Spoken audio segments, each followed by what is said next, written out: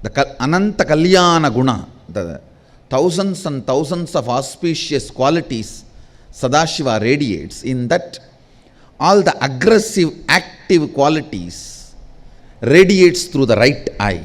Surya Mandala, love, compassion, making it happen, keeping it together, far life, pro-life. Those energies radiate through the Soma Mandala, the left eye. Understand? Romance, love, compassion, far life, keeping it together, making it happen, breaking all the obstacles. All those passive but foundational qualities for life in the Ananta Kalyana Gunas of Sadashiva, the foundational qualities for life, they manifest through the Soma Mandala, the left eye. Giving enlightenment happens, manifesting all the powers, initiation, liberation, all those activities are done through third eye. Kalabhairava and Veerabhadra have been manifested through the right eye.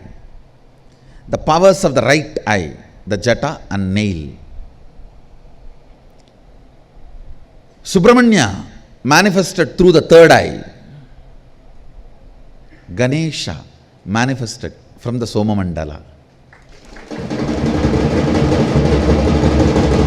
That is why he is remover of all the obstacles. He is always for life, pro-life. He always votes for life, pro-life.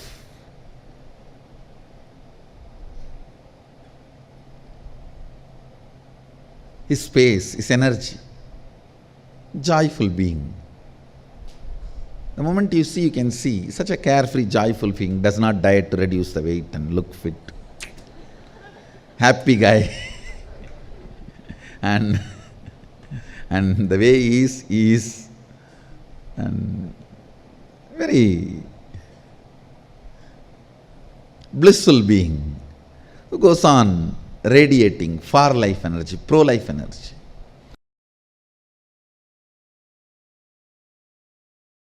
The other day was defining chastity. The achalatva, immovable component of consciousness. Consciousness has one quality of immovable, achalatva. That quality manifesting through your biomemory as naturally, understand, there are some qualities very comfortably, naturally you express. There are some cunning fellows,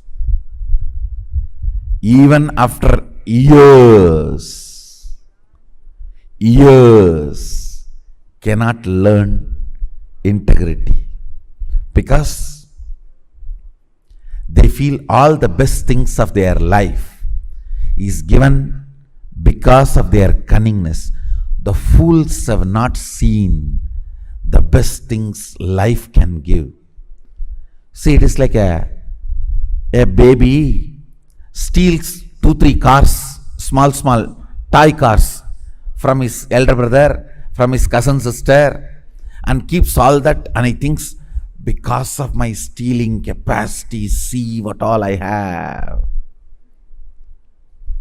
And the father, because of this fellow's stealing capacity, does not write any of his property in his will to the child. This fool will not know what he lost. He thinks, oh, these few things I collected is because of my cleverness of stealing. That's the best strategy. You see, because of this strategy, I have these cars. I secretly play around when nobody is there. See what I have. pool. Out of your cunningness, what you got is not what was reserved for you by cosmos, what you deserved because of your cunningness. Understand?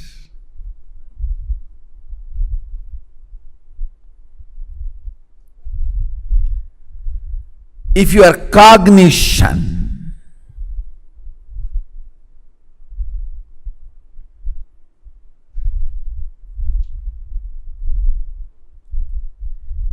cognition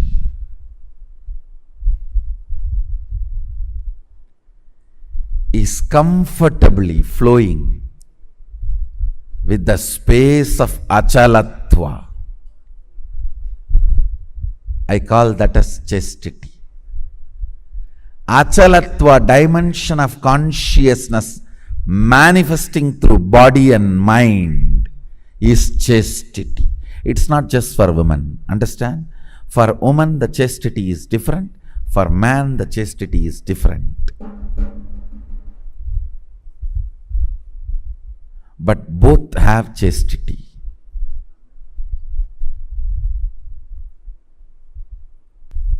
Now understand the fundamental definition of chastity. You see, your consciousness has many glorious dimensions. Eternal, pure. Whether you are complete mirror or distorted mirror, sun cannot be touched by you. Sun cannot be touched by you. You can play with the reflection but not with the sun. Your consciousness, pure consciousness, has many good qualities. Eternity. It's eternal. Achalatva, stability. Pure, self-effulgent, always alive. So all these dimensions are living cognitions, gunas of your pure consciousness. In Bhakti traditions, the devotion traditions, we call it Ananta Kalyana Guna of Bhagavan, of Lord.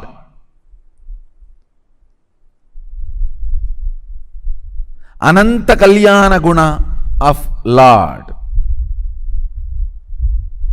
This one Kalyana Guna, one auspicious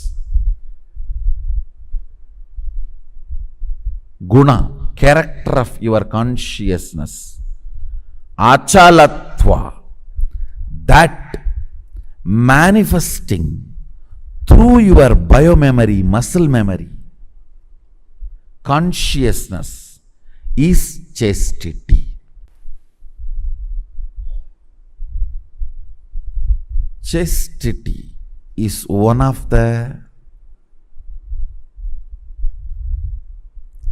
health of consciousness. Understand the word.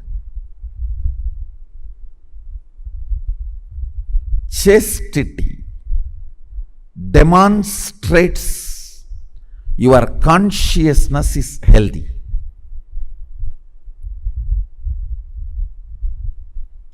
Like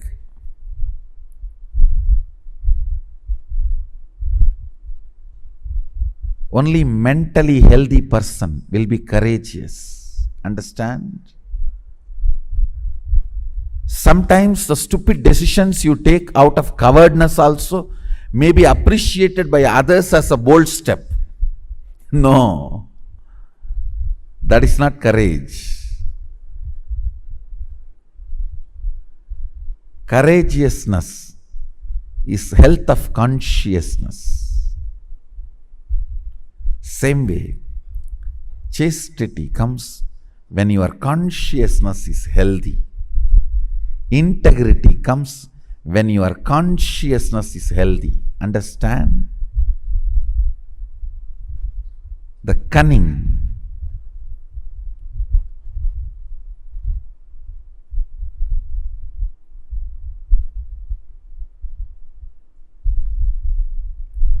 strategies. You may steal few toy cars and toy houses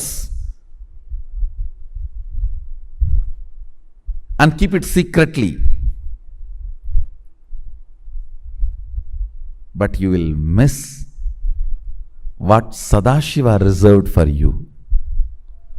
With integrity, you will get what he reserved for you.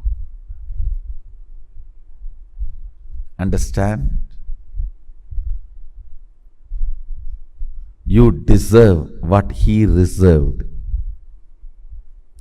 But if you think your strategy is more brilliant, then have that few stolen cars and houses you have.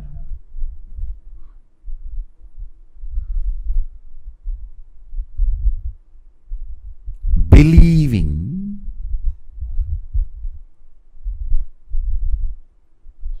non-integrity can pay better things in your life is the worst stupidity can enter into your system. Cognizing integrity pays the best. Integrity brings everything Sadashiva reserved for you. As cognition leads you to enjoy the best of life.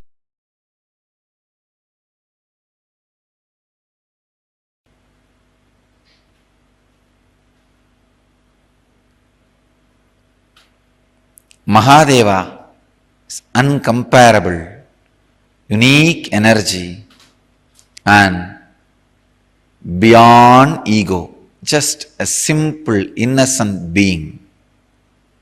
Asudosha, above all, the eternal bliss, eternal fulfillment. Remember the 7 qualities of Mahadeva.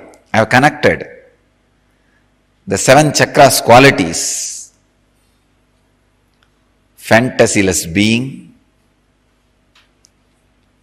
being beyond fear, being beyond worries, being who goes on sharing, giving, being who is unique, being who is so simple, easily available, being in eternal fulfillment, Nithyananda. Remember these great 7 qualities because Shiva is filled with Ananta Kalyana Guna, thousands and thousands of auspicious qualities. Shiva, who is radiating these 7 qualities, is inside you. Your own personality. Understand? Whatever idea you have about you, that personality carries these 7 qualities. So meditate, remember that personality can express these 7 qualities.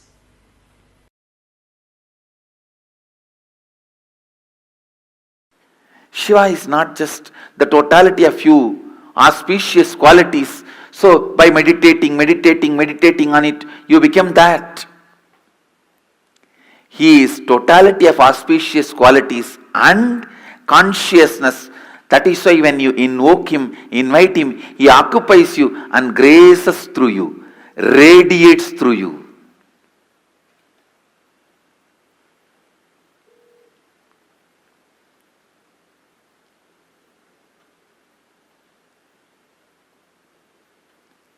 not only he introduces himself to you, he introduces himself through you to everyone. He introducing himself to you is authenticity. He introducing himself through you to others is enriching. Mahadeva is the conscious intelligence. Shivoham is not technique, it's a conscious process. Meditate on Shivoham. Don't think your japa, repetition, the strength of your meditation is going to bring the results. No. He is conscious intelligence. You meditating is nothing but invoking him, requesting him to fill you, to radiate through you.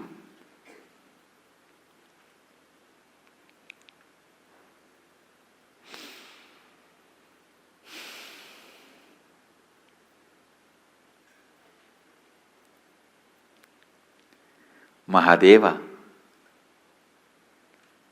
Mahadeva is pure consciousness. Mahadeva is embodiment of purity. Mahadeva is alive. I can't say, just because I chanted Shivoham for millions of times, I started experiencing Mahadeva. No. Just because he is consciousness, he accepted my request to walk into me. He started radiating himself through me. Understand, he is consciousness is the good news I want all of you to know. He accepts your request even if it is made once. He is Bholenath. Simple guy. His presence is not heavy, demanding. No. He is not Vaikuntavasi. He needs the Lakshmi to press the feet and the Ananta Sesha for a bed and the milk ocean for his presence.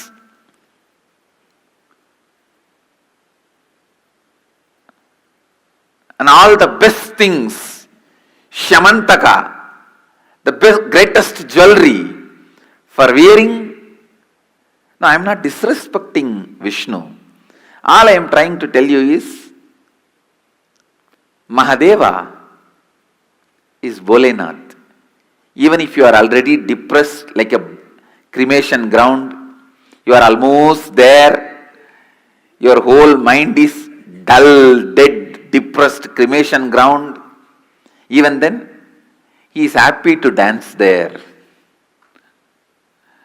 And all your thinking, feeling, everything is full of negativity like a ghost. Even then, he is ready to have you as his companion. Understand, he is too simple and his presence is not that heavy. His presence is powerful but not heavy. Heavy means demanding. Powerfulness is different. Heavy is different. Is Bholenath. His presence is never demanding. His presence is so powerful, but not demanding. Understand, invoke him, request him, pray to him, ask him, invite him to your inner space. Mahadeva, whatever I know as Aham, is a bunch of my root patterns, social conditionings, parental conditionings, layers and layers of patterns, samskaras, and the past life karmas. But this is not too big for you. You can burn all this, and this cannot be the reason why you are not happening through me. Can this stop you happening in me? I am completing this and surrendering at your feet. O Prabhu, happen in me. O Mahadeva, happen in whatever I feel as me. Let Aham become Shivoham. Let Aham become Shivoham. Invite him. Invoke him. Request him. Understand, he is conscious, alive, present.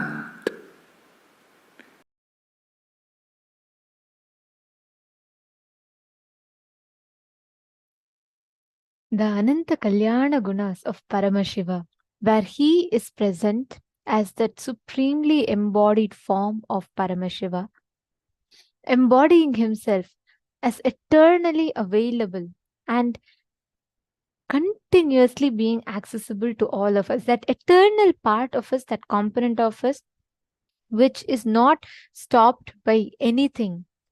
That form of Paramashiva, as we all see, is the Ananta Kalyana Guna of Paramashiva.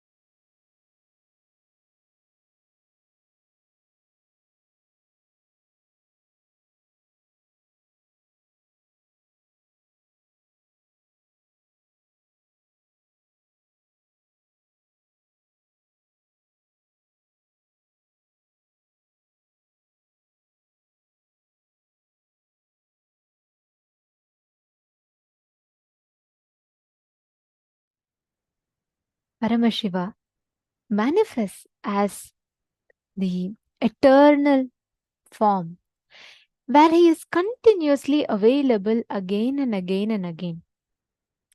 That is the Ananta Kalyana Guna of Paramashiva. Swamiji says that the exact material that you are made up of, the exact material that Paramashiva is made up of, the universe is made up of, are all one and the same. And that is what is called as the pi of Paramashiva. I request all of you to take a few minutes to please share with us and let us know what each of you understood as pi of Paramashiva. What did you understand as the essence, the principle of Paramashiva? Actually, you all should know. The moment you connect, you realize the exact same thing that the whole universe is functioning from. All of these fundamentally are connected through one thread to Paramashiva.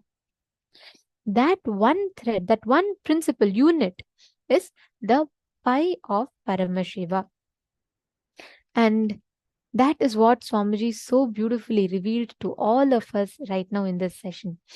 When you connect to that component of Paramashiva, that I in us, the I in you, the I in him, all of this is the pi of Paramashiva.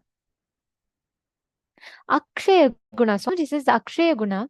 Guna means the nature, character. And Akshaya means the eternal, like Akshaya Guna means the nature of something which does not get destroyed. The Akshaya Guna of Paramashiva which does not get destroyed. The Guna of Paramashiva which does not get destroyed. Nature of Paramashiva which does not get destroyed is Akshaya Guna. It is like the pi in mathematics. The pi in mathematics, the same way, the formula with which the whole universe runs, that is pi of Paramashiva.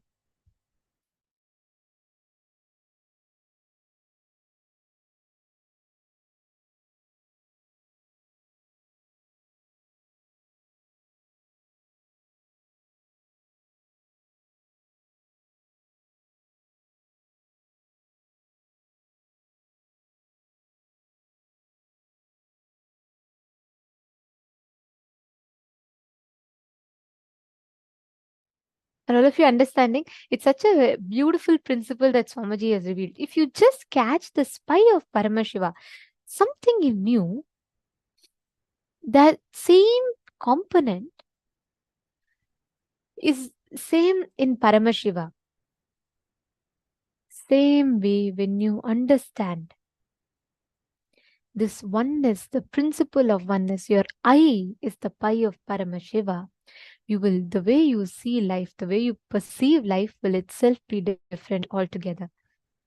Now, with this same space, let us all enter into the power manifestation session. I saw so many of you have posted how you increase the size of the object in the previous round. Now, let us work on decreasing the size of your object, size of the object. Any object that you want, just pick that up. You're going to be measuring it and you're going to be decreasing the size of that object just through your conscious will. Chant the Mahavakya, take the before measurement. Nithyananda Paramashivoham Om Nithyananda Paramashivoham Om Nithyananda Paramashivoham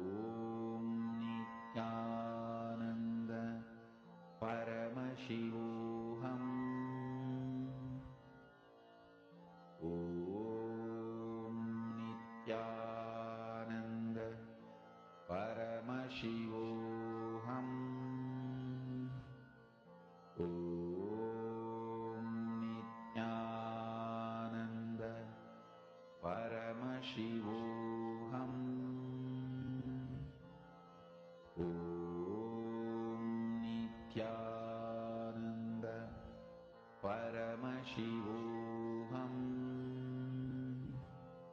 Om Nithyananda Paramashivoham. Om Nithyananda Paramashivoham. Om Nithyananda Paramashivoham. Om Nithyananda Paramashivoham. Om Nithyananda Paramashivoham. Om Nithyananda Paramashivoham. Om Nithyananda Paramashivoham. Om Nithyananda Paramashivoham.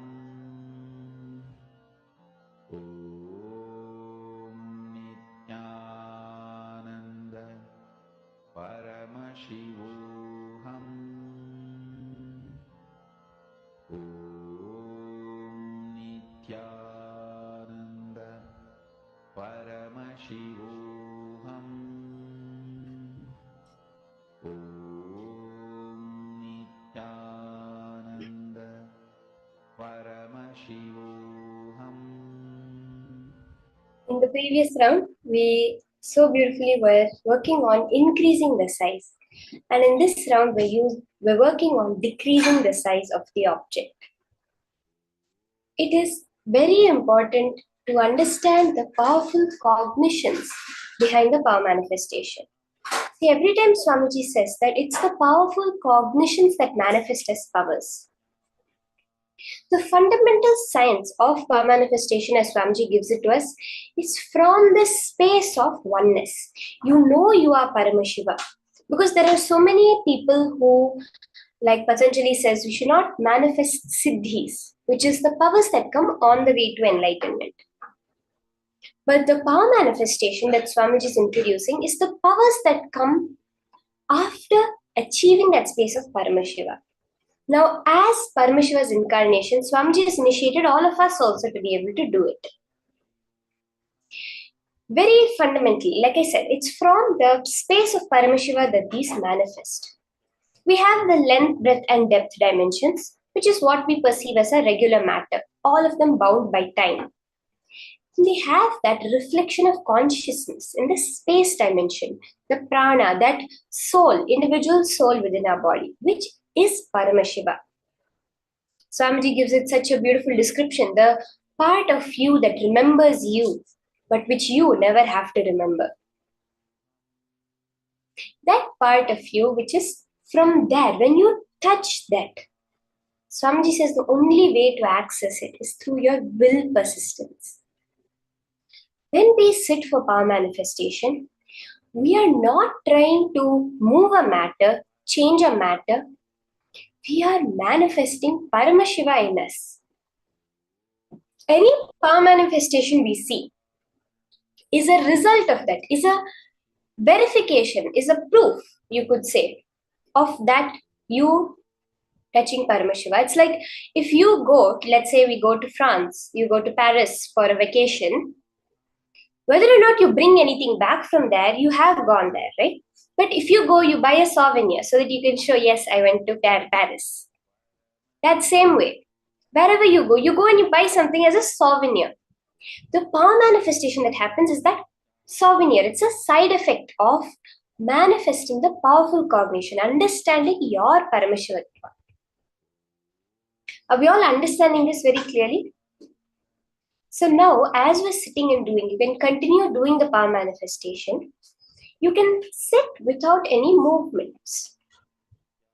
The movements are what causes the thoughts in us. The more and more we interact with matter, we create the thoughts. And these thoughts are what you could say is the veil of time that is there between our cognition of length, breadth, and depth and our space as Paramashiva.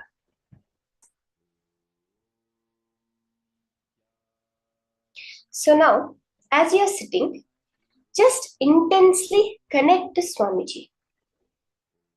Let whatever you can cognize as your awareness, your mind, your being, your life, let it all be focused on becoming Swamiji. Swamiji is that manifestation of us, our super consciousness who has come to remind us that we are super consciousness. Sit as Swamiji, as Paramashiva, as any of your Ishta Devata. That powerful blessings we just got from Swamiji, manifest that. All these power manifestations are directly related, directly proportional to your real life. When we did the Mahima power, when the size increase of an object by 1 centimeter, it reflects as you knowing that you have the ability to increase the money in your bank. When you do now doing the power of Anima, that reduction of 1 centimeter in the size gives you that possibility. Yes, I know I can reduce the amount of loans I have. I can remove, I can make it disappear itself. That is how we should approach power manifestation. So as you're all sitting, understand it's the powerful cognition. When your shift happens, we play so many powerful cognitions given by Swamiji. When that shift happens, yes, I am Paramashiva. Swamiji says a regular human being can hold it up to 12 seconds. If we hold it even for 21 seconds, that click, that wow, when you suddenly see a huge mountain, for that few milliseconds, microseconds, your brain is completely blank. We say it's awe-inspiring. You're speechless. That is when you're touching Paramashiva. When the grid screen first opens and you see Swamiji, you have no words to describe it. If you're able to hold that space for just 21 seconds, you go beyond the space of returning, you are enlightened.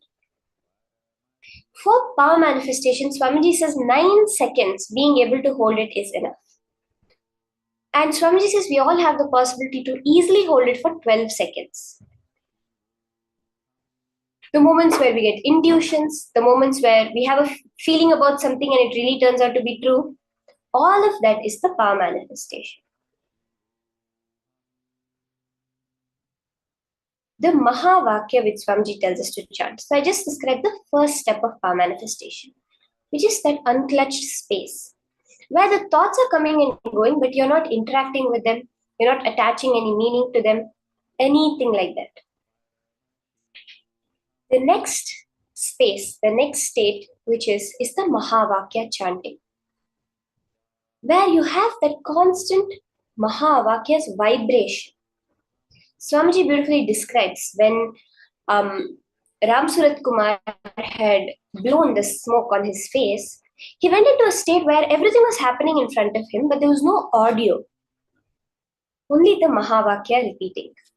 That Mahā Vakya repeating, it's that sound, that vibration which has the possibility, that capability to suck up any other chatter happening, whether it's the inner chatter or the outside sounds. It is the vibration that increases your frequency to that of Paramashiva. Swamiji says, wherever the Mahā Vakya is chanted, I am physically there. So chant the Mahā Vakya intensely.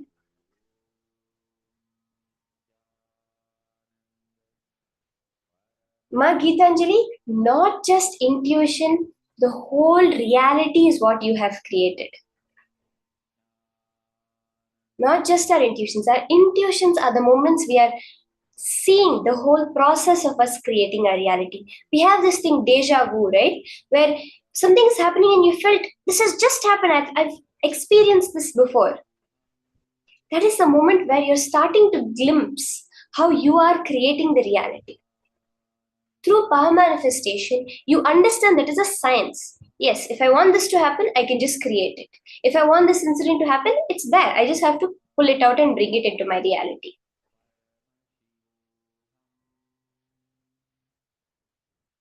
So you can keep the object and literally forget that there's an object. See, you make a will. Your will has so much power. Now your reality is being created only because of your will. Whether you're seeing me talk, whether you're having Paramashiva's darshan, Swamiji's darshan, you're seeing the Pattabhishekam of Sundareshwara, or you're having some kids running around, you're having someone calling you, your boss calling you. All of that is your manifestation. That is all created from your will only. When you make the will now to change a small size of a small object, it will happen. You have to now establish yourself on Paramashiva. Not constantly going back, oh, is it changed? Has it not changed? No. The space we want to manifest Paramashiva. Whatever comes out there as a manifestation is just a verification of that. It's just a byproduct of that. So sit and continue doing the power manifestation, intensely chanting the Mahavakya.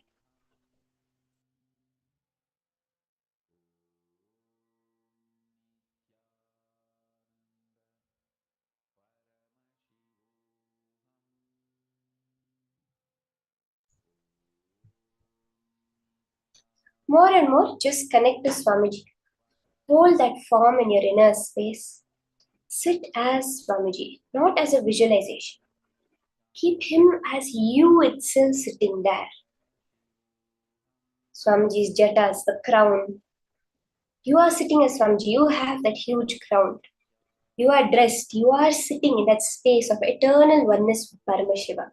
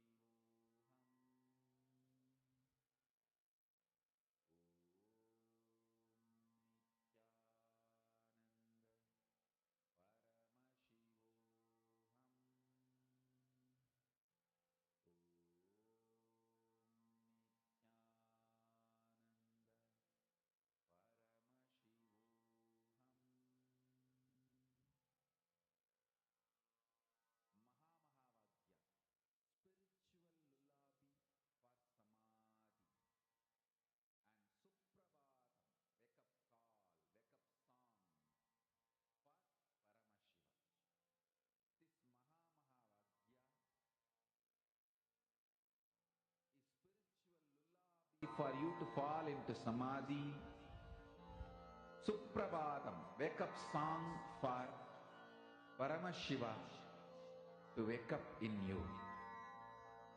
Just remember this one powerful cognition.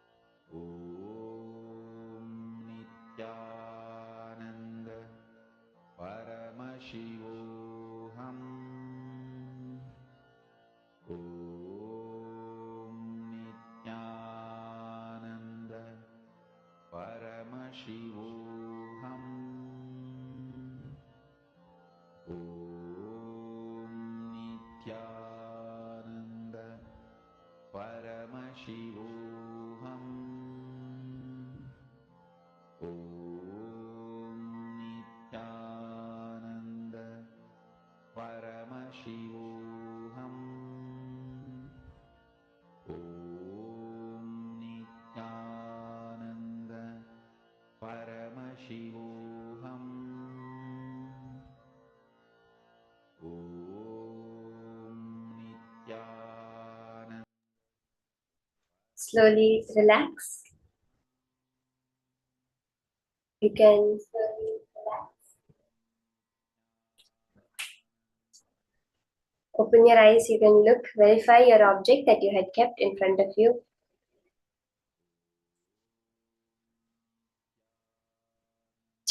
Check back whatever changes have happened in the objects that you had kept.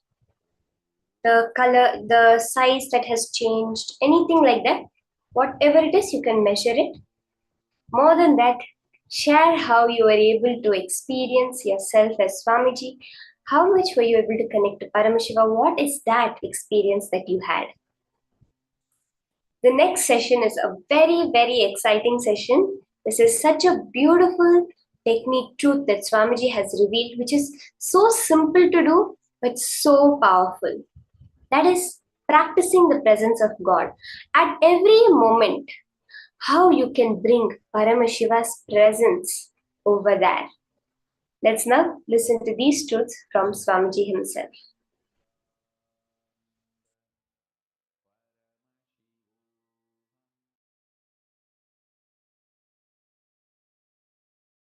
Today I wanted to share a few truths about practicing the presence of God. It's a very beautiful story. You all would have read this story in school. There was a guru and he had 10 disciples. There was one chief disciple, very brilliant and highly spiritual. So naturally Guru was giving attention to that disciple more. So the jealous started among other disciples. So all the other disciples wanted to defame, abuse, disrespect this chief disciple who was getting too much of master's attention. Somehow they wanted to move him out of master's attention. Master also observed. He observes everything, even though you think he sits with closed eyes.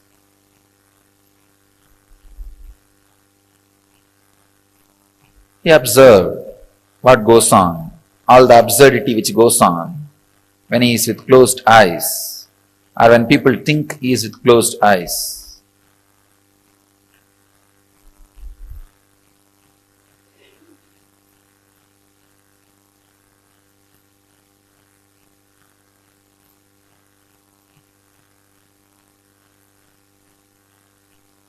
One day he wanted to tell all the disciples why he is giving more importance to the chief disciple, the sincere disciple. So he called everybody, kept a small test, giving each one of them one banana and telling them, go and eat in a place where nobody sees you, where you are not observed by anybody. All the fellows ran here and there. One ran behind the kitchen, one ran behind the sarovar, one ran outside the gate, one was hiding in the temple godown. They all ate and came back, except this chief disciple. He came back with the banana without eating it. All the disciples asked, why? He did not find any place. He just kept quiet. Master asked, he did not find any place. where nobody was observing you. The disciple says very beautifully, it's a very small story. All of you would have known. Master, I am not able to find any place where God is not observing me, where God is not seeing me. I feel everywhere His presence. This story was known to all of you as a knowledge. Unfortunately, it did not become wisdom. The story has multiple layers of meaning and understanding.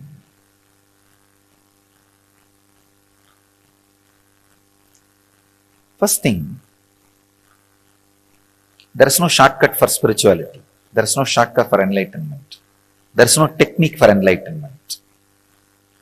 Technique means shortcut. There is no shortcut. You have to iron out your 24 hours with a clear understanding of practicing the presence of God in your body, mind, actions, in everything. The clear, intense awareness has to be imbibed.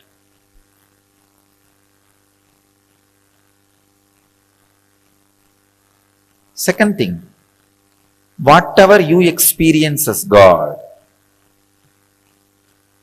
when you experience me, some will have 30% fear and 30% love, 30% confused emotions. Some will have maybe 50% fear, 40% confused emotions. Some will have 100% fear. Some will have 100% love, no fear. Different ways you will be experiencing the Guru. Whatever you experience as Guru, that's what your experience as God. You have no other experience. Whatever may be the experience you have about Guru, whether it is with fear or the attitude of master and disciple, or the attitude of father and son, or the attitude of mother and son, or the attitude of friend, or the attitude of beloved, practice 24 hours. Two things will happen. One, your action will fall into awareness. Second, that fear, whatever the lower experience you have about the Master will extinct, will be burnt away. The percentage of fear you experience with me will be burnt away. The percentage of other emotions, except pure surrender you experience with me, will be burnt away. These two things is possible only by practicing intensely the presence of Guru, practicing the presence of the Master. When you sit in your office, think, this place is owned by Swamiji. How Swamiji will maintain this office? When you sit and talk to people, if Swamiji is here physically, how will I talk? When you do Guru Puja, when I am here physically, just remember, if he is sitting with open eyes, how I will do?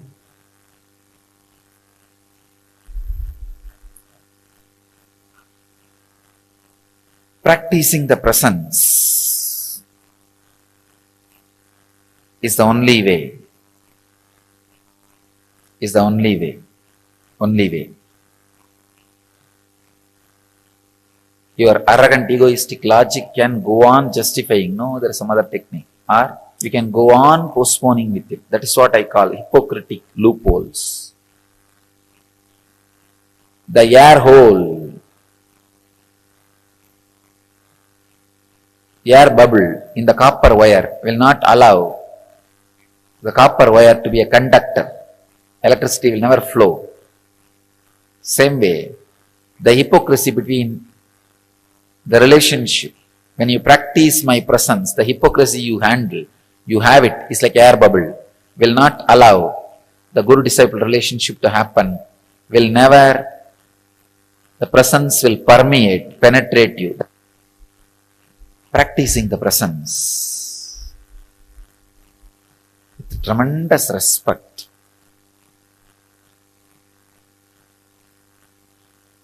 Is the only way.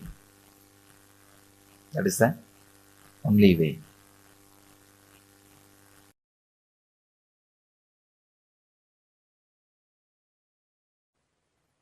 Understand, this initiation, this Shaktipada is the purpose of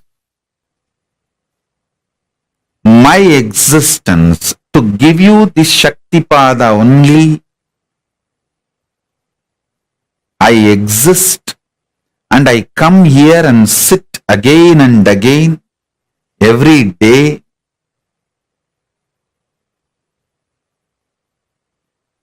This is the reason I am alive and I reveal myself to all of you.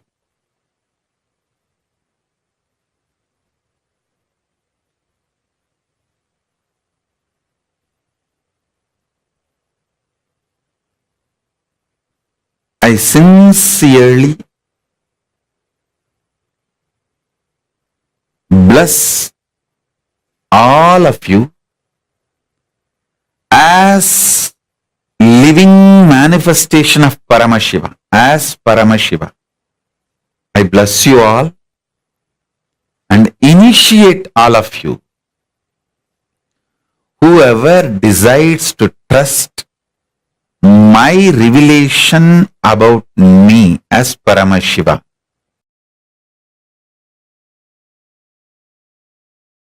I tell you, once this happened, Arunagiri Ishra was supposed to give me an initiation. He told me that it's a ritualistic initiation, so prepare formally. Means I'll have to get one fruit and one betel leaf and one fruit means banana, one betel leaf, betel nut. And in those days the dakshina will be that 4 annas. 4 anna is I think 25 paise. You have to keep some coin for that 4 anna.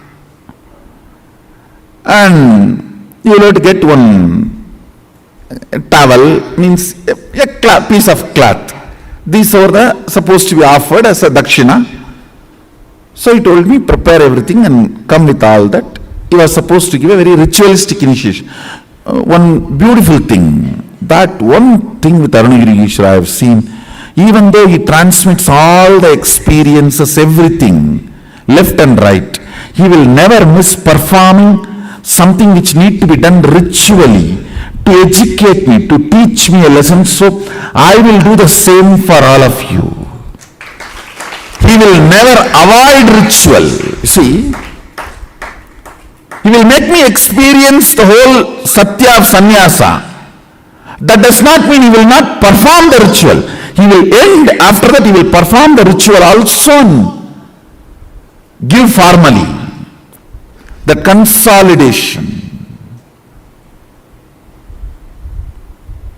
So one day he told me that prepare everything and come.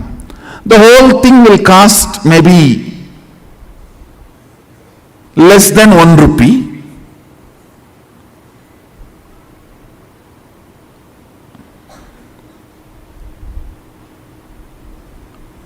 Because the towel, already I had one towel, means that Angavastram.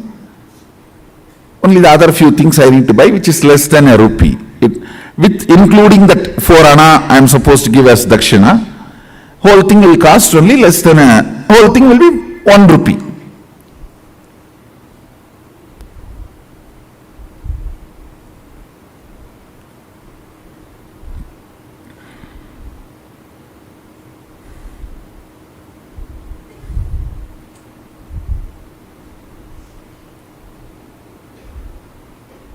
I went to my grandfather. He is the funder usually for all my rituals and all the expenses. I went to him and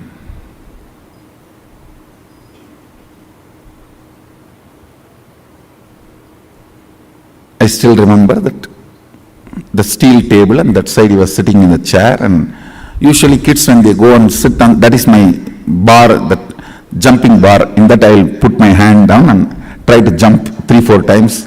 Tata, tata. To get his attention, and he will say, Enada, Swami Vantya, means what Swami you have come. And then I said that like this I am going to have some puja and initiation. I want 1 rupee.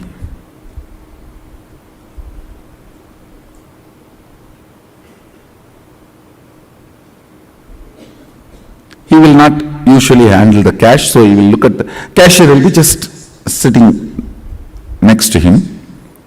He will look at him, and they, in the eyes itself they have a signal how much to give and all that. And by now I had already studied the signal. If he just shows through the eye, only what I ask will be given. If he shows with a little smile also, then little more than what I ask will be given. All that signal now I studied.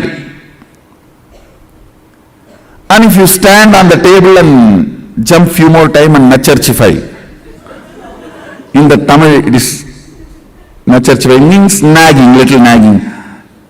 Tata, innuvanu tata. Tata, innuvanu tata. Means if you stand and nag, nacharchify, you will get 1 more coin or 2 more coin. And he told me that by the time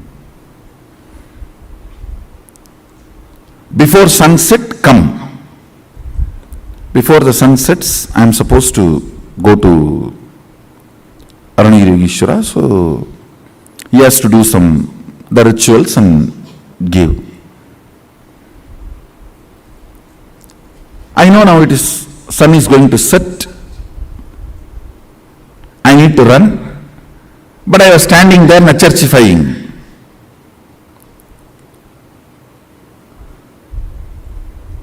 Thinking that if I stand for a few more minutes, I'll get few more coins. I can buy something with that when I am going back to temple. And as usual, when I stood there and nacharchify, nag, he smiled at that cashier. That fellow, Ayyo Baba, I have not seen a person like this. He will count such a way almost that he will tear that note, or almost half of the weight of that coin will go away the way he rubs. His name was Shanmugam, my grandfather's partner. And he will count. Ndara, Samarvaya. Finally, he will put that coin. So because I was standing and nagging, I got few more coins. I think 2-3 coins he gave. I took it and ran. By the time almost sunset has happened.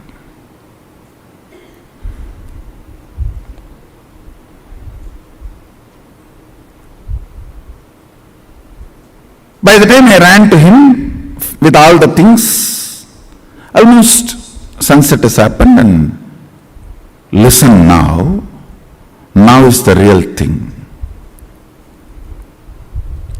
Whenever I go to Aranirigishwara, first thing, a wide, broad smile, and he will stretch his leg for me to touch his feet. That's the way he will welcome me, receive me. Vada? He will stretch his leg with a wide smile. That is the way he will always receive. And I will run and touch his feet. That day, he did not stretch his feet. Smile was not, I will not say there was no smile, but I know it was a limited expression.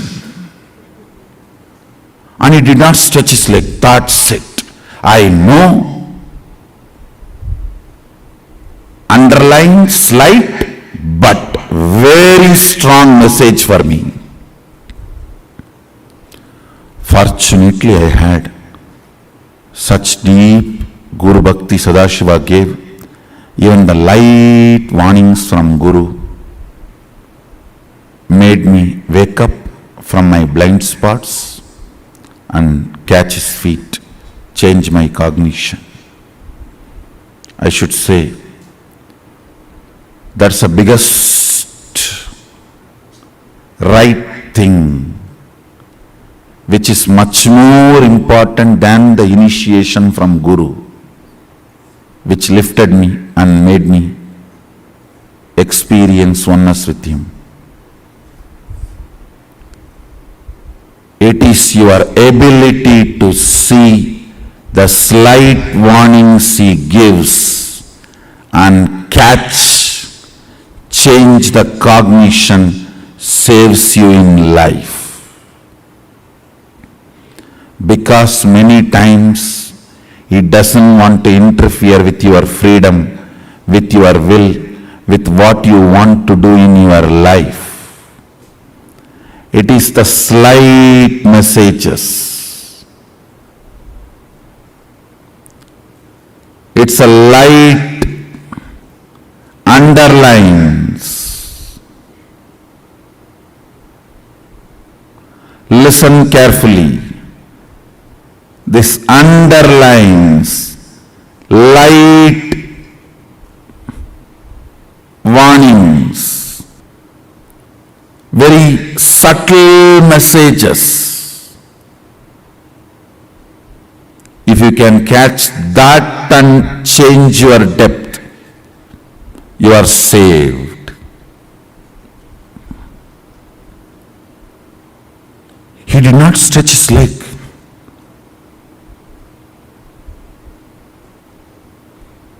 That is enough to shake me. I ran and just held his feet and said, Swami, mannichirunga late aayirchi. Tappu pannitane. Means forgive me. God delayed. I made a mistake. He said in Tamil very beautifully,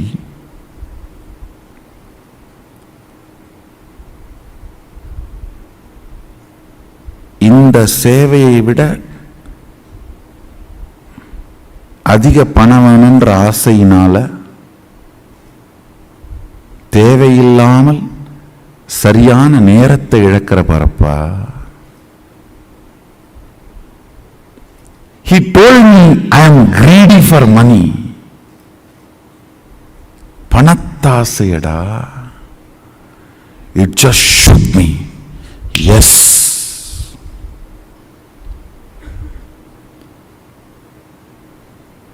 Because for initiation, I'll try to repeat the whole conversation. See, for initiation I need only 1 rupee. I don't need to be standing there and nagging my grandfather for a few more coins. Something which I thought I can buy, which can be a comfort, and after all easy money coming, it's only few more minutes.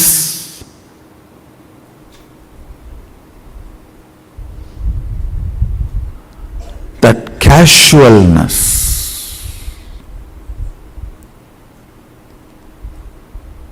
it was a slap, shock. I just woke up. Oh God,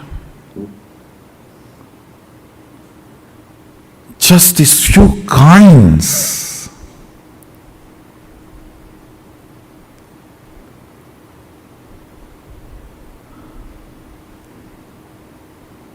And I am a guy who never touches money.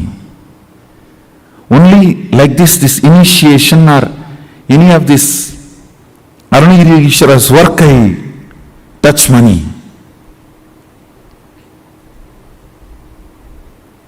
This coin,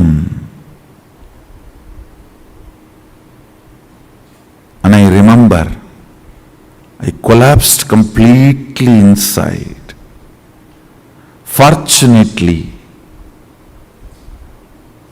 decided to choose the Guru, Arunagiri Ishvara, and dropped that remaining coins which was in my hand at his feet.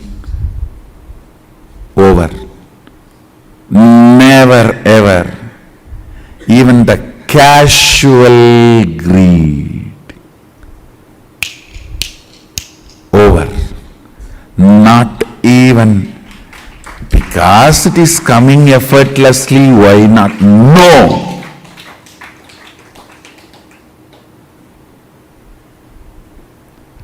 I should not even use the word greed. Even that casualness, if it is there, we can buy something. Even that cannot keep me away from my Guru.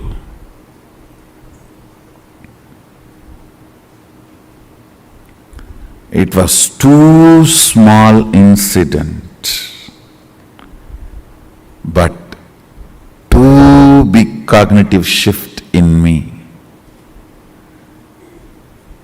Over. Over.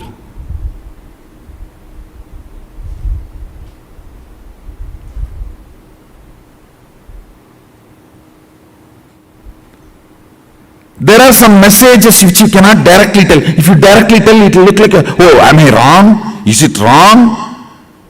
You will get into defense. Then you cannot be taught. The cognitive shift will not happen. I can only underline. Even a casual desire for little money should not keep you away from Guru. I can only underline. I cannot directly give you. If I give this statement directly to you, you may get into defense. Then transformation becomes painful, difficult.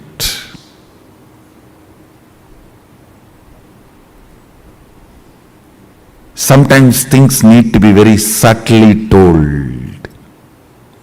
You need to catch it.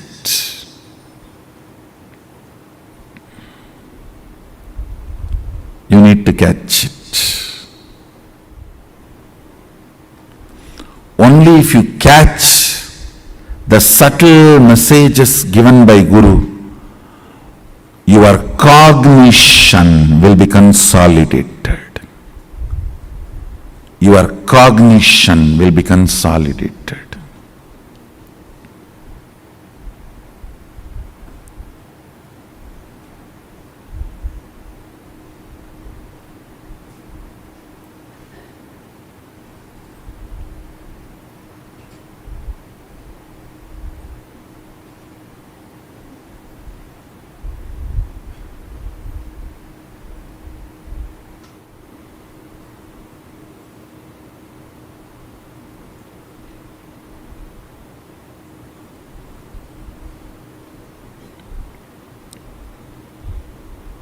I'm just waiting, seeing whether for whom I'm giving this subtle message, are they catching it or playfully missing it?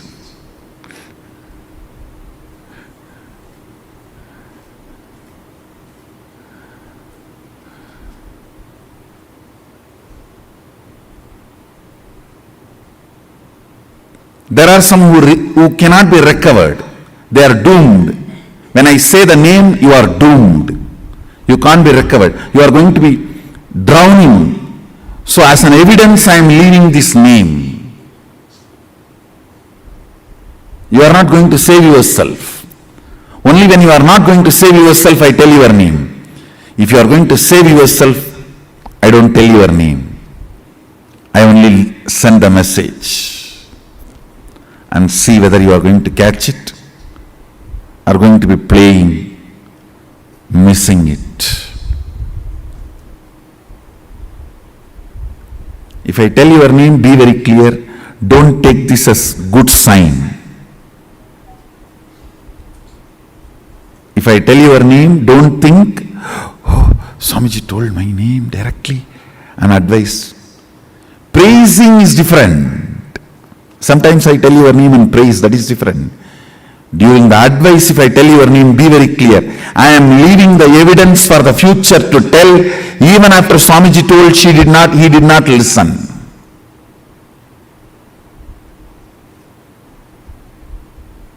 If I don't tell your name, only leave the message, I have a hope you will catch the subtle message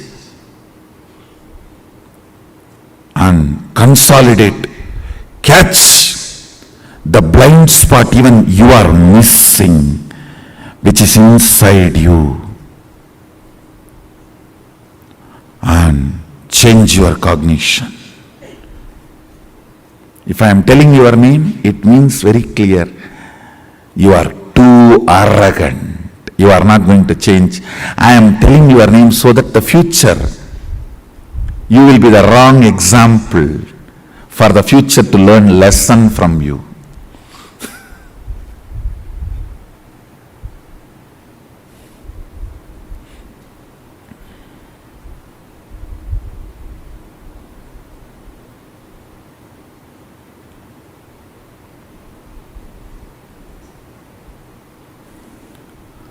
Cognitions matter.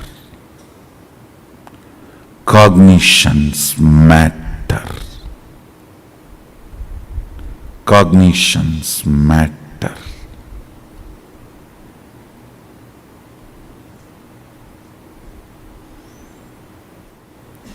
Do you know the funny thing? Next, what happened when I collapsed at his feet? Dropping the coins.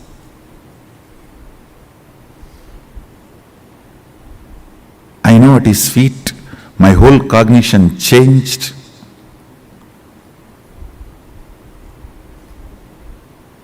I was completely new.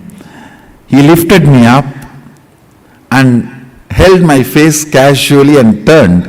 I saw the sun is back. Sun was back. No sunset.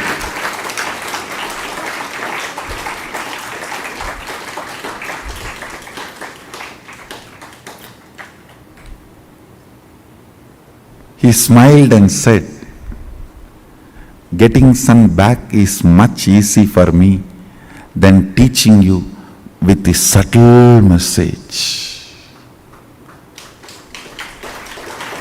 This was more difficult. The moment you become defensive with Guru, it is spiritual suicide. You are done. Nothing can be done after that. Sometimes if Guru tells directly, you get into defensive with Guru. Over. Bye.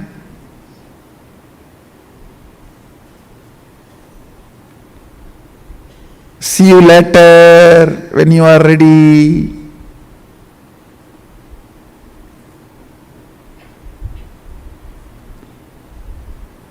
Understand?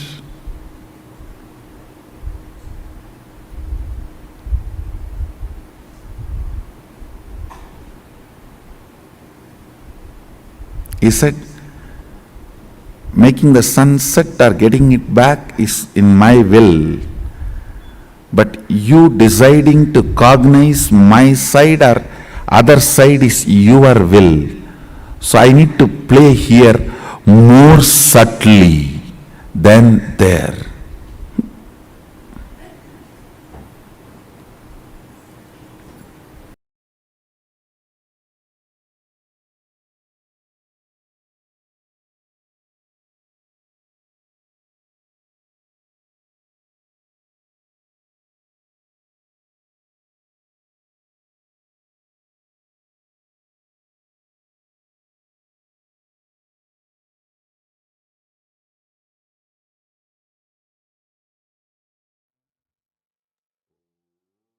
The subtle lessons that the Guru shows us, hints towards our blind spots. Just if we catch it, we will be saved from even the biggest of patterns that we are stuck with. Just catching the subtle hints that the Master gives us. What did each of you understand with this? Catching the silent blind spots using the subtle signals from the Guru. Take a moment, cognize, contemplate, take a few minutes, spend a few minutes with yourself and contemplate on what Swamiji just revealed. And how many of you are able to see what kind of these subtle signals have you observed which exposes the silent blind spots that are there inside of you? Take a few minutes, look into you and identify what are those silent blind spots that are just crawling inside of you. Actually, many times, even we will not know what are these subtle blind spots. These silent blind spots means you don't know it exists in you, but it exists in you and it is making you like, it is making you take decisions, all of these from this space. Many times we think, oh, it's just not there. Swamiji is beyond any patterns, any incompletions. Like there's nothing. Swamiji is an avatar. But why did Swamiji reiterate on this one thing so much? Just Swamiji getting, he didn't even it was not even any greed or anything, like Swamiji said. But Swamiji is teaching all of us a very, very important lesson through this. How we need to catch the silent blind spots means even we don't know it exists in us, but it exists in us and it influences our decisions by sitting inside of us. How many of you are able to catch your silent blind spots? Sometimes it will be like, always you'll feel it's very normal. You just don't like to, maybe go out and do something. It's very normal. You don't like to talk to certain people. It may look very normal for you, but it is a blind spot sitting inside of you, influencing your decisions. How many of you are able to recollect or identify some of these blind spots? Can I request all of you to post in the chat? How many of you are able to identify these blind spots inside of you?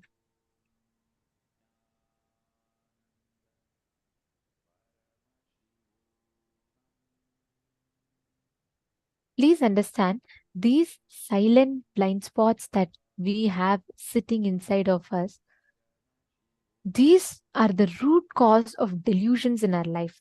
As long as we have these silent blind spots, we are continuously entertaining only delusions in our life. Swamiji gives a very, very beautiful lesson. Just by Arunagiri Yogeshwara not stretching his leg, you will be able to simply catch this, just through that, Swamiji caught the whole lesson that Arunagiri Yogeshwara wanted to teach Swamiji.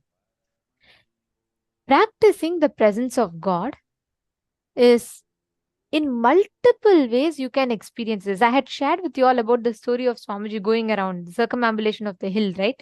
How Swamiji will say, literally for Swamiji it will be, how will Annamalai Swamigal behave? I will simply behave like that.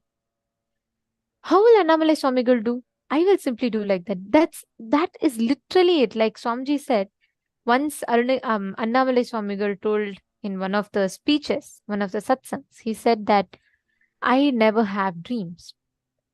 Then the moment Swamiji heard this, then Swamiji is like, oh, Annamalai Swamigal doesn't have dreams?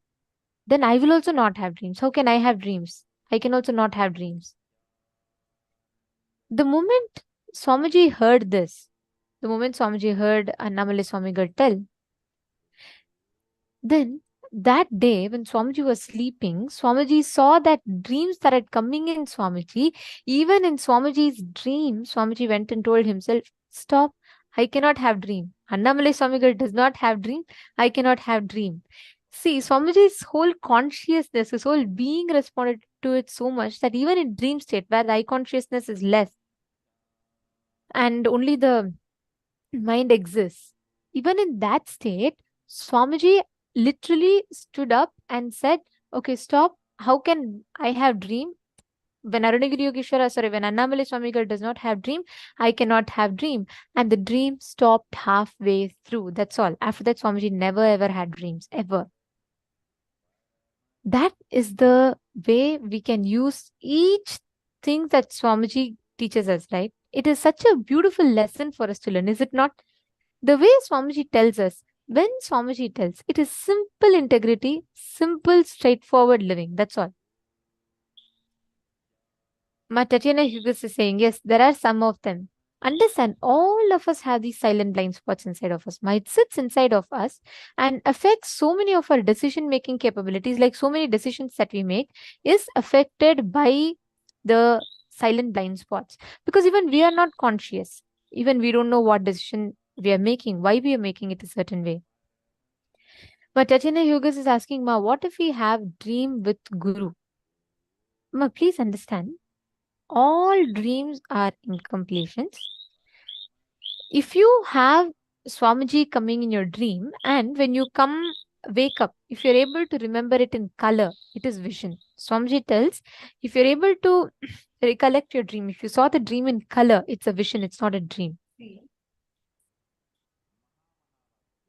Understand, all the dreams that we have, we only have it in black and white. We all think, no, I remember my dream was in color. I'm very sure. It's because once you wake up, you add color to it to perceive it. But we only have, our dreams are only in black and white. But even in the dream, you will feel it with such vivid color. Vivid color. And sometimes even in the dream, you will feel like your eyes, it's just so bright for your eyes, and like it'll be very vivid experience. Then it is vision. It's not dream, it's vision. You can be rest assured that it is darshan that Swamiji has given to you.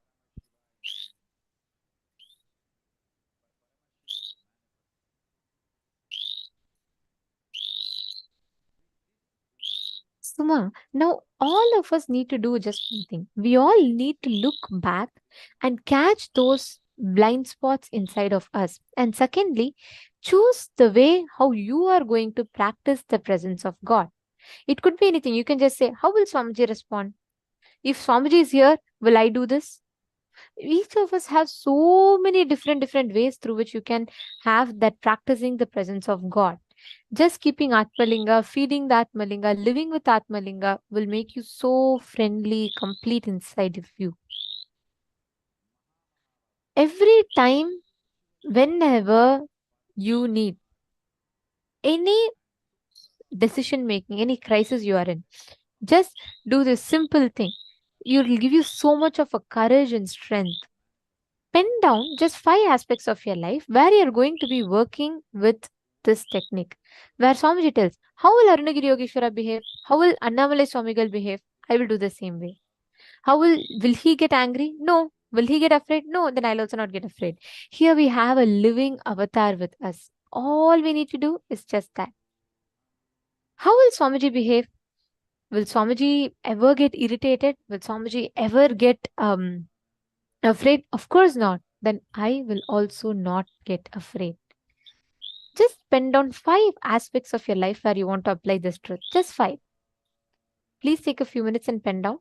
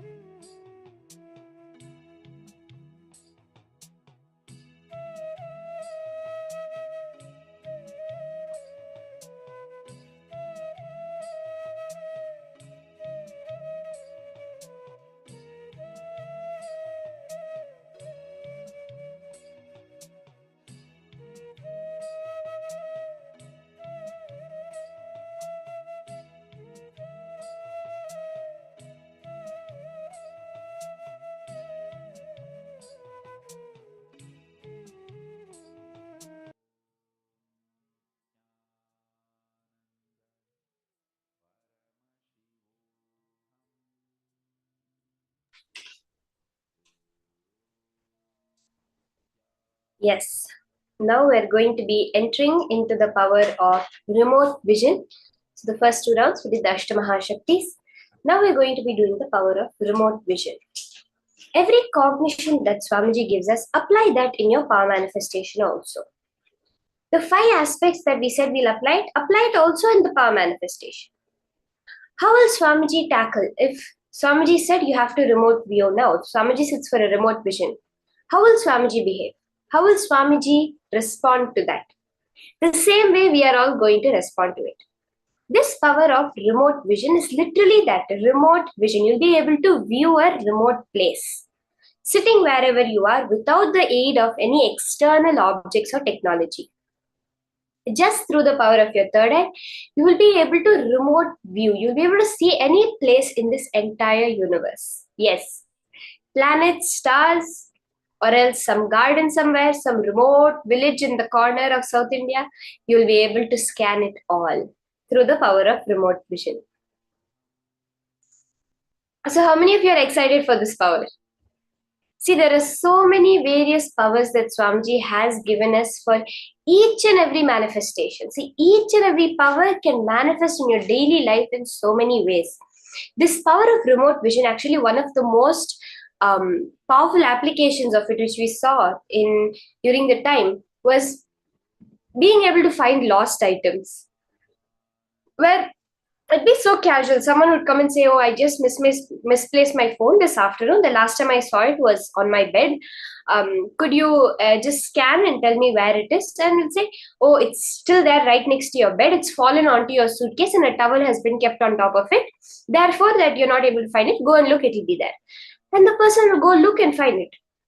Something as simple as this, as to, there was a scan which happened where someone came and said that, for a few years back, I lost a box of jewelry. We think it was stolen.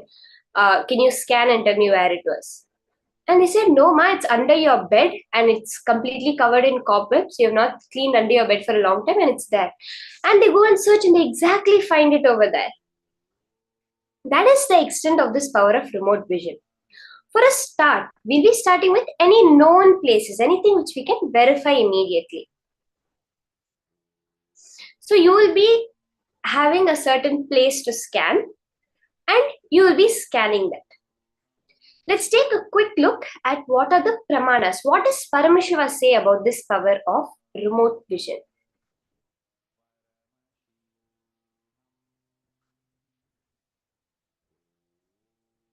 So the Shastra Pramana for the power of remote vision is from the Vijnana Bhairava Tantra, Sutra 92, Dharana 69. Vyomakaram swamatmanam dhyayed digbhiranavritam nirashraya chitishaktihi swarupam darshayet tada.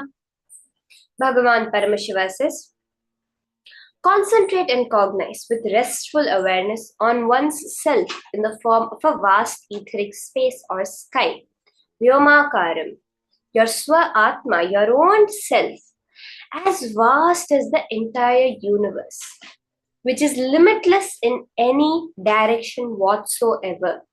Digbhir anavritam. Thus, the power of consciousness, the Chitish Shakti, freed from all support, Nirashraya, reveals and manifests herself as the form of one's essential nature of the self.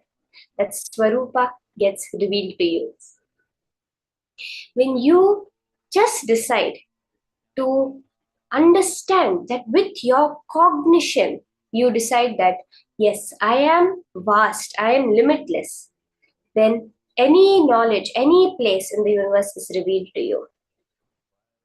In the Mahabharata, we beautifully see this, beautifully portrayed and experienced by Sanjaya, who was a regular charioteer.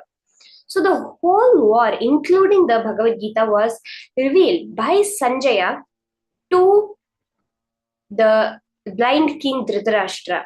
So by the Guru, by Rishi Vedavyasa, Sanjaya is initiated into the power of the remote vision, and sitting inside the palace, he's able to narrate in complete detail, including what's happening in the minds of the people that are on the war field, to the king.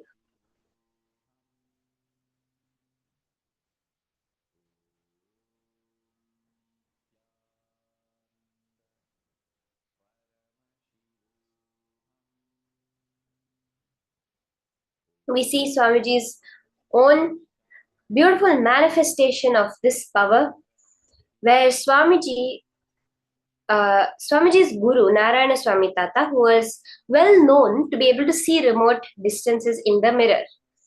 So one day a senior police officer came to Narayana Swami Tata, including till today, Narayana Swami Tata's picture is there in the police department. So they came to ask Narayana Swami Tata that we were looking for a thief for the last week or so. We're not able to find him. Could you please help? And this was a regular occurrence. But then Narayana Swami Tata did something different this time. He told Swamiji, you scan. He told the young Supreme Pontiff of Hinduism, he told Swamiji, you scan it and tell. Not only did Swamiji scan the whereabouts, he showed the whereabouts of that thief to the police officer, and exactly as Swamiji had revealed, the police officer was able to catch and find that thief. Now all of us are also going to manifest exactly this power manifestation. So you're going to connect to a partner in this first round. Can I request all the participants to start with connecting to a partner? Either you can connect to someone who's there on your own, on your place. If you're watching us live on YouTube or on Facebook, you can connect to any friends, family, any beings who are there around you to do this power manifestation. And if you're inside the Zooms, you can connect to the other participants who are there. So let's all connect to a partner for this round of manifestation.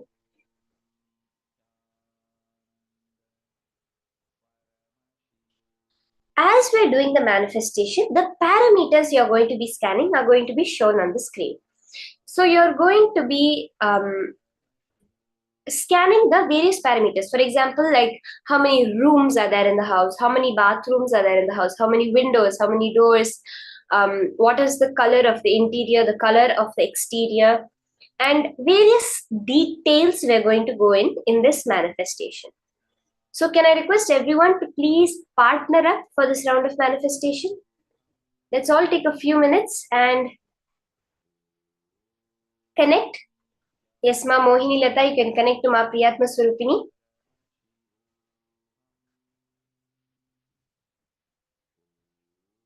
Let's all connect to our partners.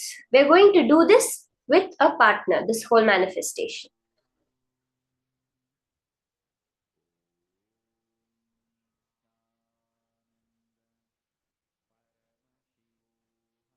You can request your partner to give you any particular place. It can be their house or some place they've been to. They can just give you the name of that place.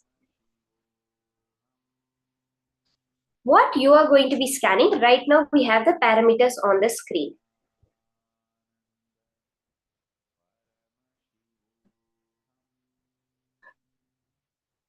You're going to be scanning the number of bedrooms, number of bathrooms, whether it's furnished, unfurnished, semi-furnished, what's the layout of the living room, the wall material, the colors, type of furnitures,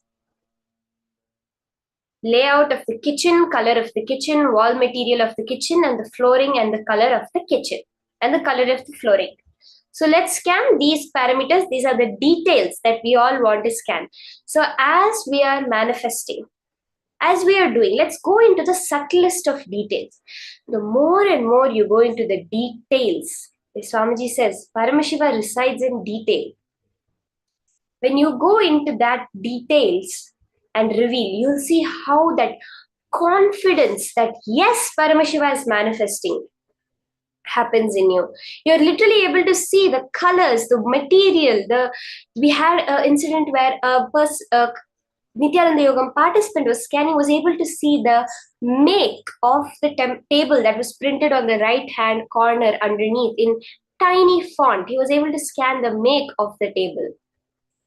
That is the level to which the whole power manifestation will go. Yes, I see more people partnering up.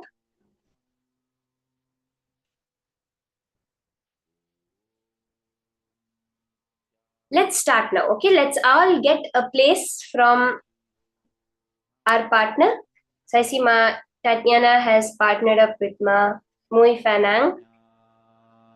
Anyone else left? You can partner up and get a particular place from your partner. You can ask your partner to give you any place, like their house or my office.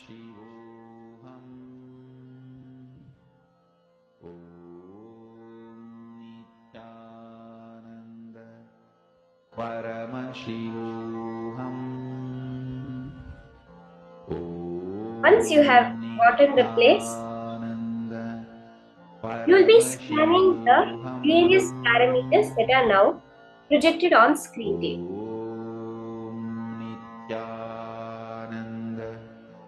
Maybe we can start with scanning our partner's house. So you can scan your partner's house where they are living. Scan the number of bedrooms in their house, number of bathrooms in their house. How is the status? Is it furnished? What the layout of the living room is? Meaning where the sofa is, where the TV is, where the table is. What material is the wall of the living room? Is it a wooden wall? Is it a cement wall? What color is the wall? Is it blue, green, white, black? And the type of furniture.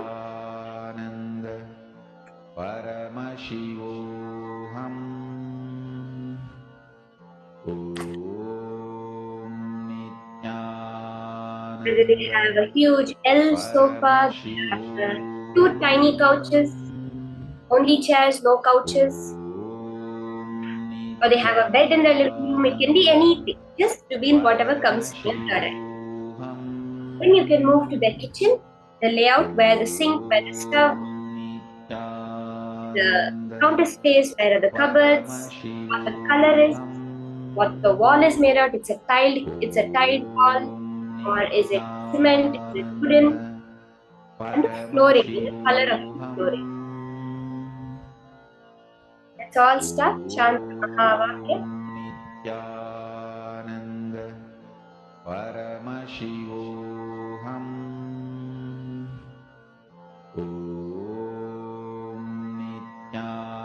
Nithyananda Paramashivoham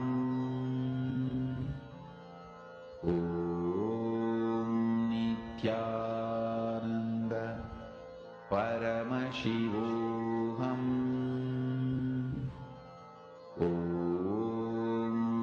Nithyananda Paramashivoham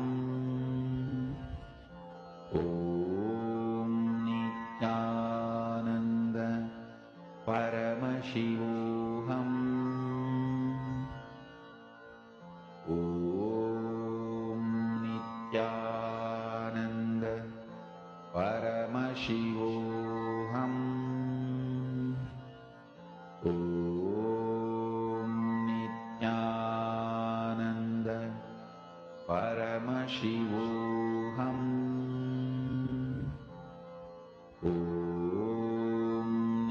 Nithyananda Paramashivoham Nithyananda Paramashivoham Nithyananda Paramashivoham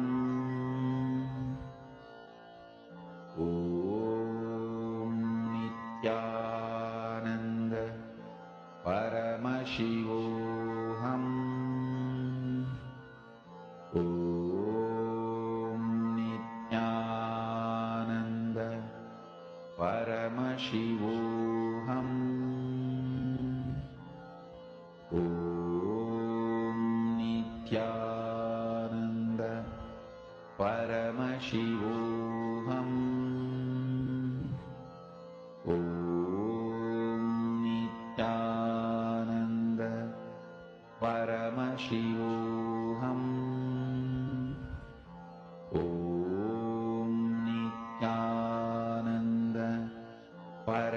Paramashivoham.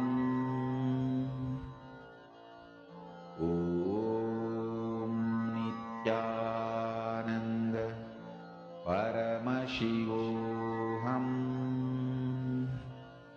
Om Nithyananda Paramashivoham.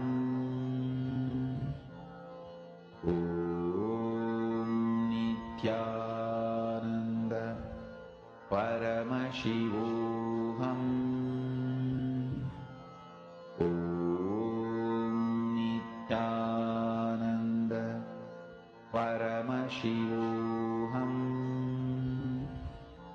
Om Nithyananda Paramashivoham.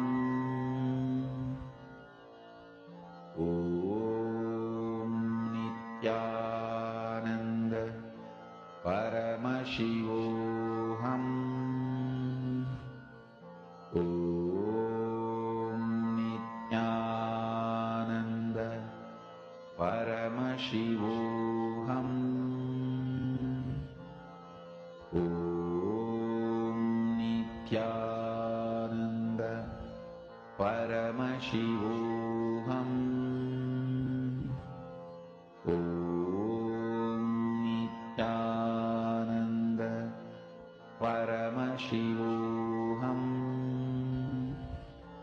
Om Nithyananda Paramashivoham.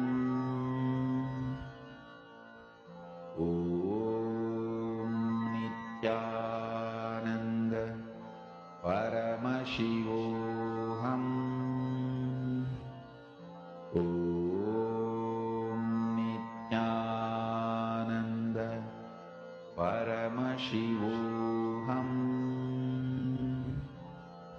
Om Nithyananda Paramashivoham. Om Nithyananda Paramashivoham. Om Nithyananda Paramashivoham. Om Nithyananda Paramashivoham.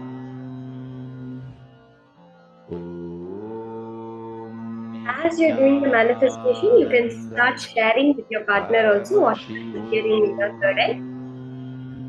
Just directly, you can just tell your partner, this is what I'm seeing, it's what Paramashiva is showing me. Again and again, establishing yourself that one Paramashiva is manifest. I am not doing anything over here. Only Paramashiva who is manifesting. Whatever comes, whatever he tells me, he will be liberated and authentic towards revealing that. That's all. Nithyananda Paramashivoham.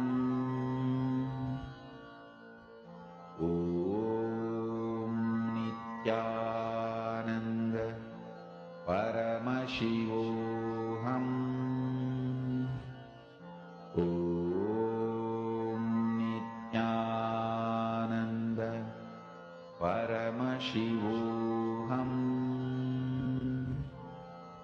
Om Nithyananda Paramashivoham. Om Nithyananda Paramashivoham. Om Nithyananda Paramashivoham.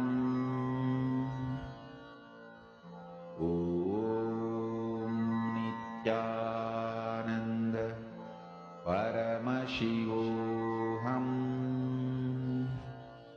Om Nithyananda Paramashivoham.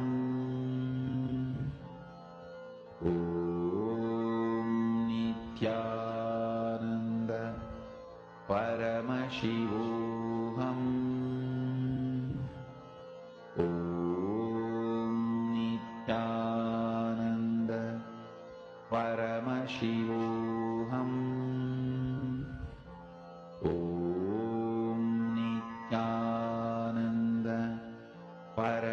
Paramashivoham. Om Nithyananda Paramashivoham. Om Nithyananda Paramashivoham. Om Nithyananda Paramashivoham. Om Nithyananda Paramashivoham. Om Nithyananda Paramashivoham. Om Nithyananda It's all very good with our partners, whatever Paramashiva revealed to us. And if you manifest it, you can always post how the manifestation happened for you. How did Paramashiva reveal himself to you today? It is about catching the small manifestations we have in life, which makes us see how life is a manifestation. Many times we miss even the small things that happen. You said something and it just happened. Or you thought something and immediately it happened.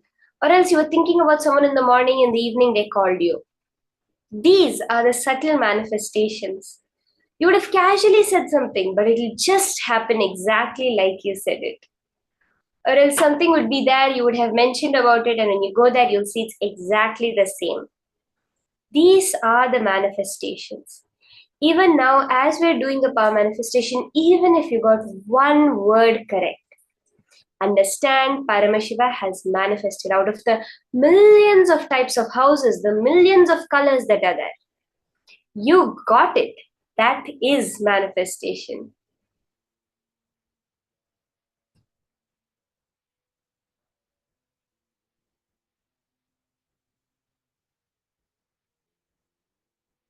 So let's all post. How did Paramashiva manifest in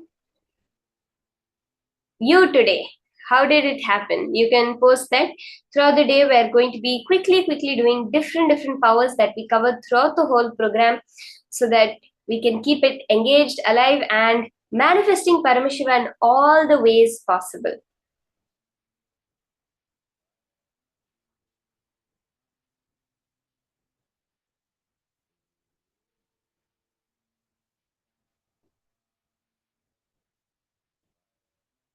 Okay, I see Ma Mohini Lata manifested. That's awesome, Ma. You are scanning Ma Priyatma Surupini's house and you got it exactly right. That is awesome. See, when one person manifests, that's the space of entanglement. The more and more everyone else also participates in the manifestation, that space will just multiply. Swamiji says when Shaktipada happens, when the energy transfer is happening, it is not that one person manifests, two people manifest, so it's two, the unit is two, three people manifest, so the unit is three. No. When there is two people, it becomes four. When there is, it's like electricity where every wire connected to it gets the same amount. But Swamiji says with Shaktipada, it's multiplied by the number of people who are sitting there. So let's all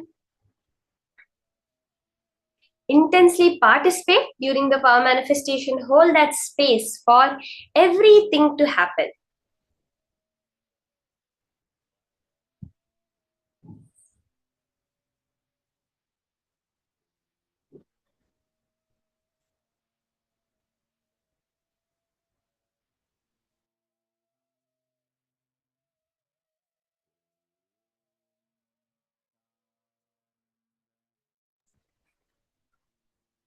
Now, we're going to be entering into the next powerful session from Swamiji.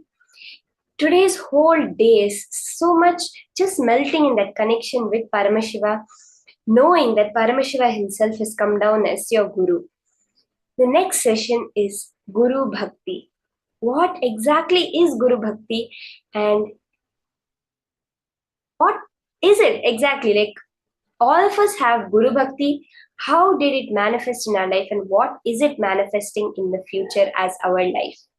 Let us now listen to these powerful cognitions from Swamiji himself.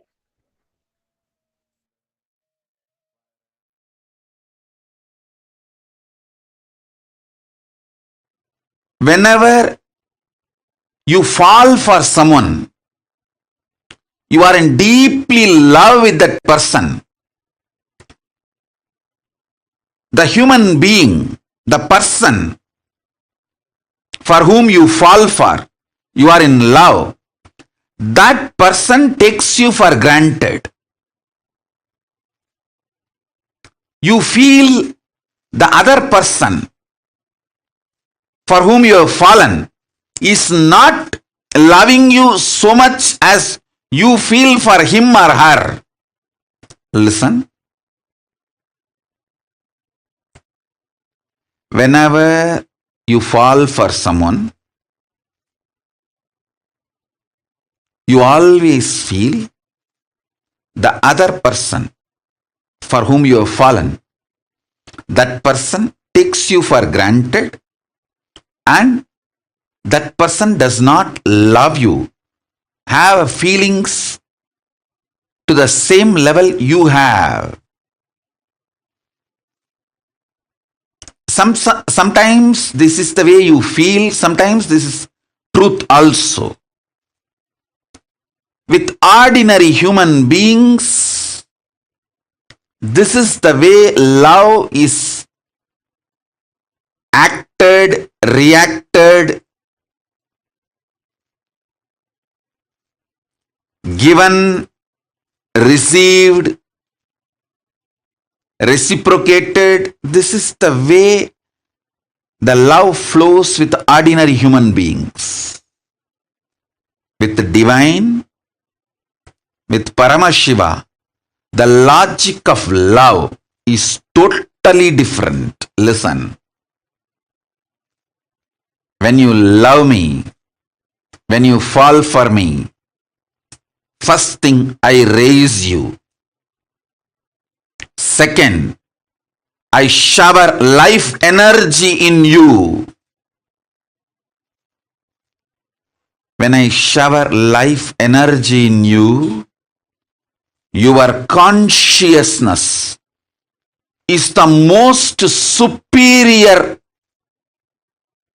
asset, wealth, property for you and for the world. Listen carefully.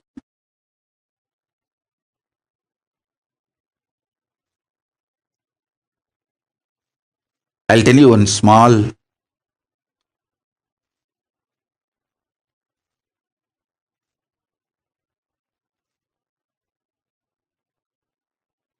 very sweet, intimate happened between me and my Guru Arunagiri Yogeshwara. I carried food for him one day and he was eating. Few food parts fell from his mouth with his saliva by mistake when he was eating with the hand. I just took that.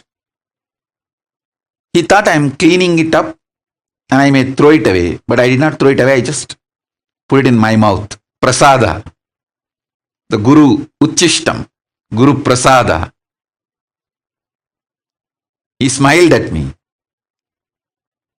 I still remember. He said, now this body, showing my body, has also become precious asset for the world. It will do a lot of good. In Hindu tradition, the Guru Uchishta, the food partaken by the Guru Prasada is sacred, very sacred. Guru Padodaka means the water with which Guru's feet is washed. The food which Guru has partaken, Guru Uchishta, Guru Padodaka, is highly sacred in Hindu tradition.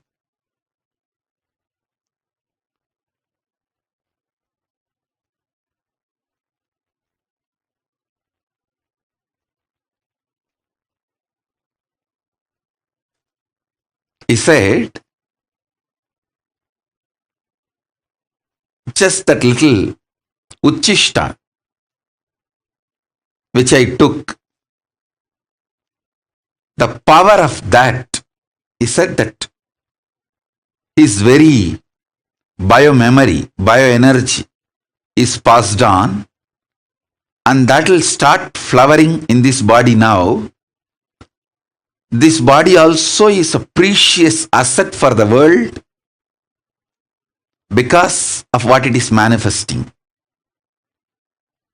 Listen sincerely, intensely. When he loved me, he made me sacred.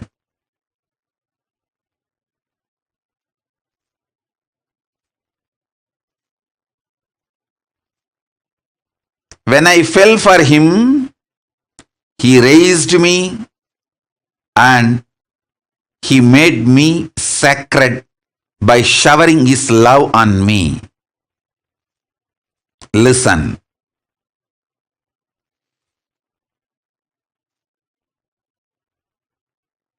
All of you, my disciples, followers,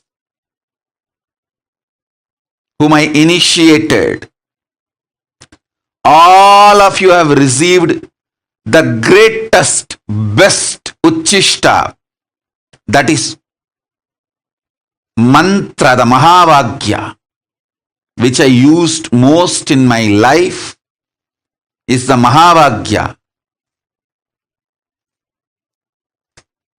The mantra, if you have received, you received the best, greatest uchishta from me.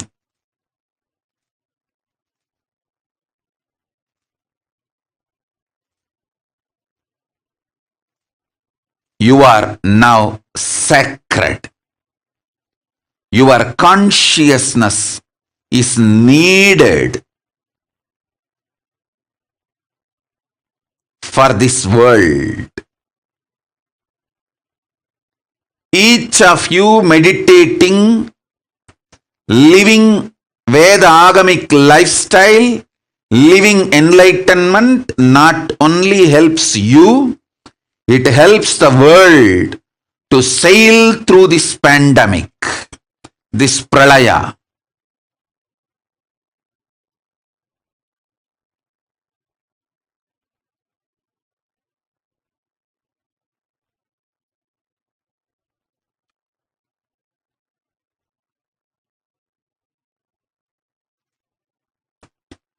So when I fell for my Guru, he raised me and showered his love on me and made me sacred.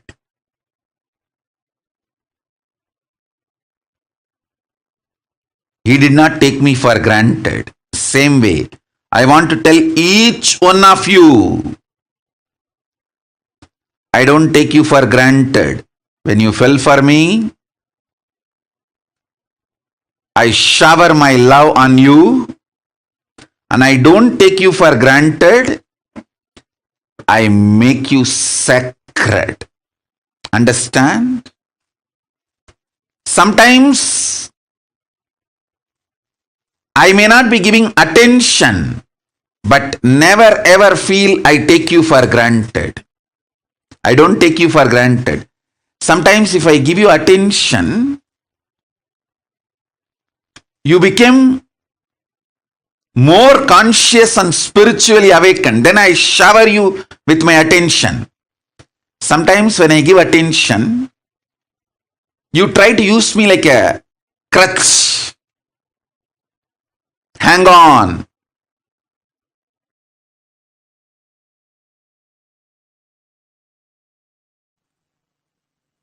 Paramashiva's message directly from Kailasa.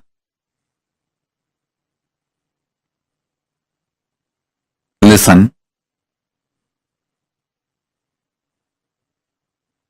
Reality of the existence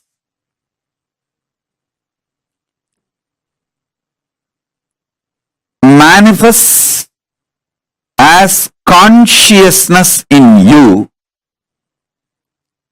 as Paramashiva in Brahmanda, in macrocosm. In the macrocosmic level, the reality of existence is Paramashiva. In the microcosmic level, the reality of existence is consciousness.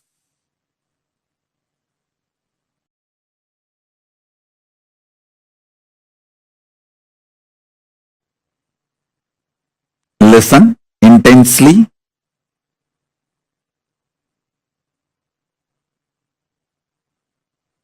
The fifth force,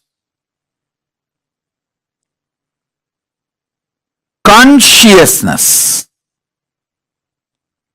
just by understanding the fifth force, consciousness, the initiation can happen in you. Understand? There are some things, once you learn, there is no question of forgetting or going back to the state of ignorance. For example, swimming. Once you learn swimming and start swimming, even 25 years you did not swim, but by mistake, accidentally you fall into the water, simply your body will start swimming. So there is no question of going back to ignorance. When some of the knowledge gets into your biomemory, same way cycling.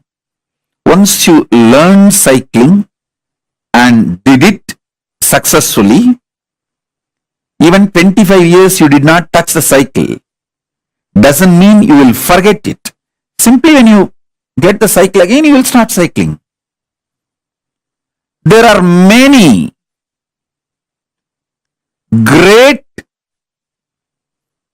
possibilities and powers.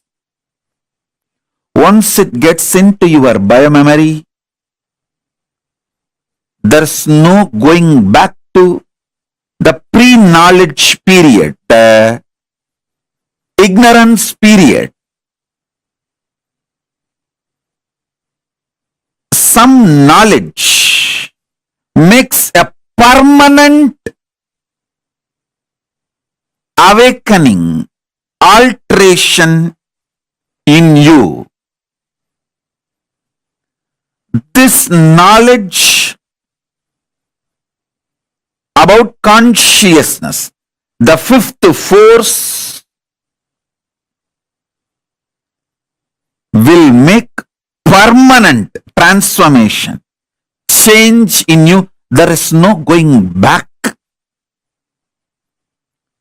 to the space of ignorance or pre-knowledge zone. Once you receive this knowledge, there is no going back to pre-knowledge time or ignorance period. Listen.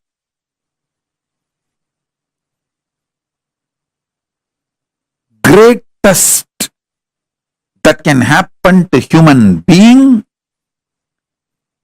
is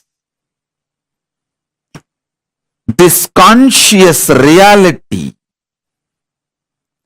becoming the existence, part of your existence. Listen.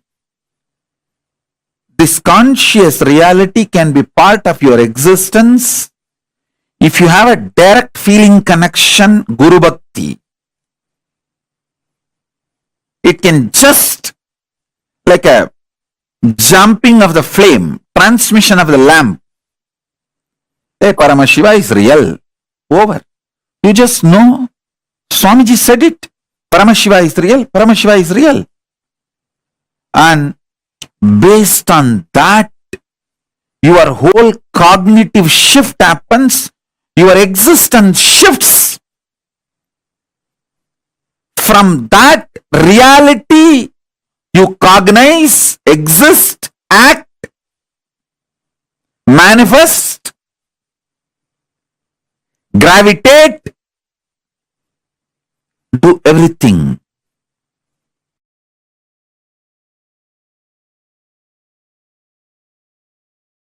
Smaranat mukti.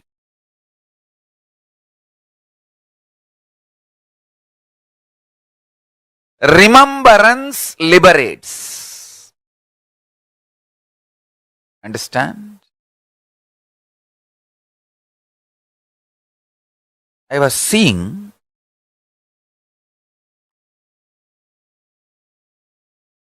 during my morning settling down period, when I was settling down from Samadhi, I was seeing what is the most important thing I should remind people. I saw Paramashiva revealing, remind people to remember. Constantly write remembrance. Understand? Whatever I need to tell, I have already told. Enough has been told. Understand?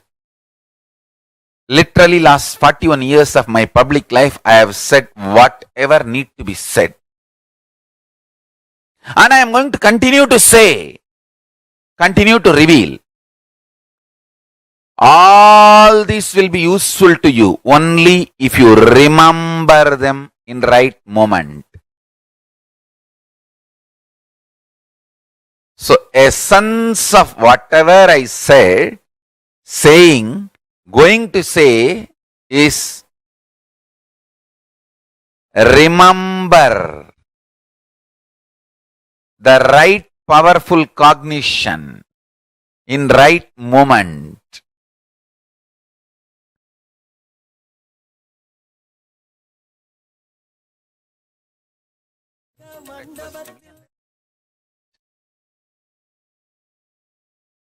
Whatever I said, saying, going to say, essence of all of that is Smaranat Mukti.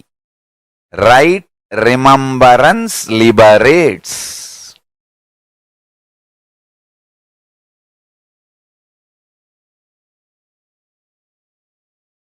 I can see clearly how beautifully, systematically my life evolved.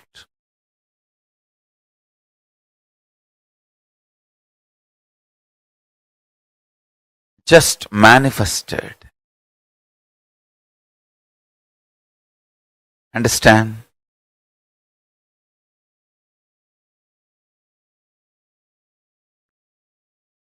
When you remember the right powerful cognitions in right time, immediately liberation. Anything does not liberate is not right remembrance. Anywhere the right remembrance happens, immediate liberation. Listen.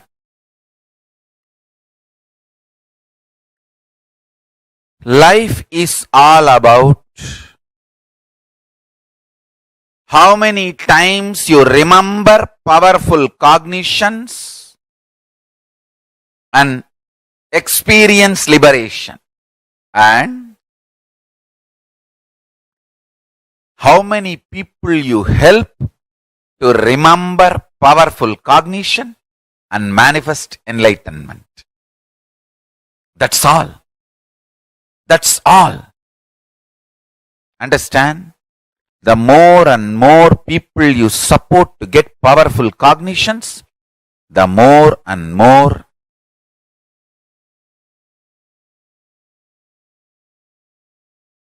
you will manifest powerful cognitions.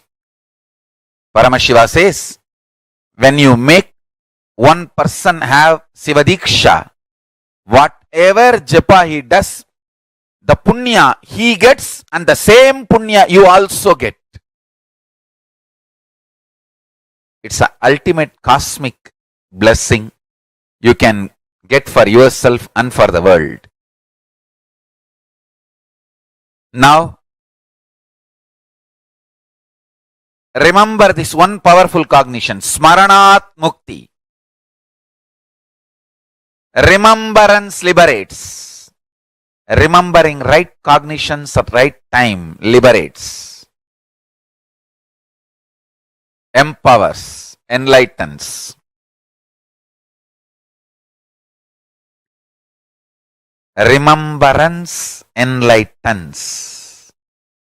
Smaranat Mukti. If I have to literally translate that word, Smaranat Mukti, into English, right remembrance enlightens and empowers. Right remembrance liberates, enlightens, empowers.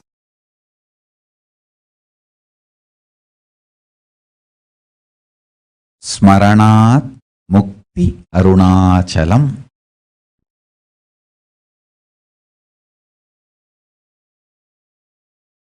Being with that which neither need to be remembered, can be remembered, nor can be forgotten, or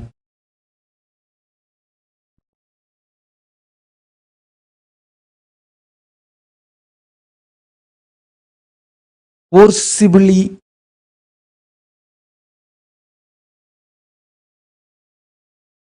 no need to remember it. Anyway, you can't forget it.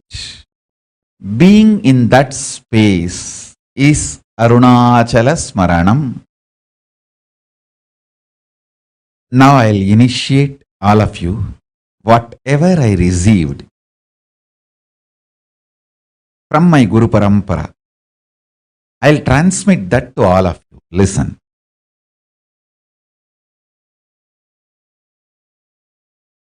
Brahma Aksharam, Mahā Aksharam. It means just the 3 dot in Tamil letter, 3 dot. It's called means just put your throat on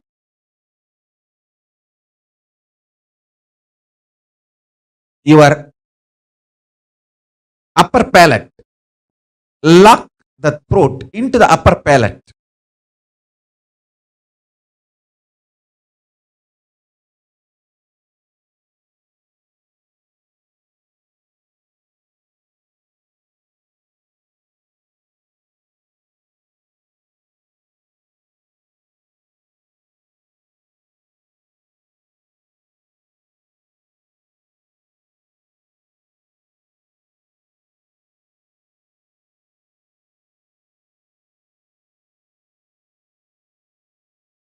Listen. Listen sincerely. I'll repeat. Brahma Aksharam. The Mahā Aksharam. Ultimate mantra. Truth. This is what I received on this Yoga Pattabhishekam day. I am giving you that to all of you.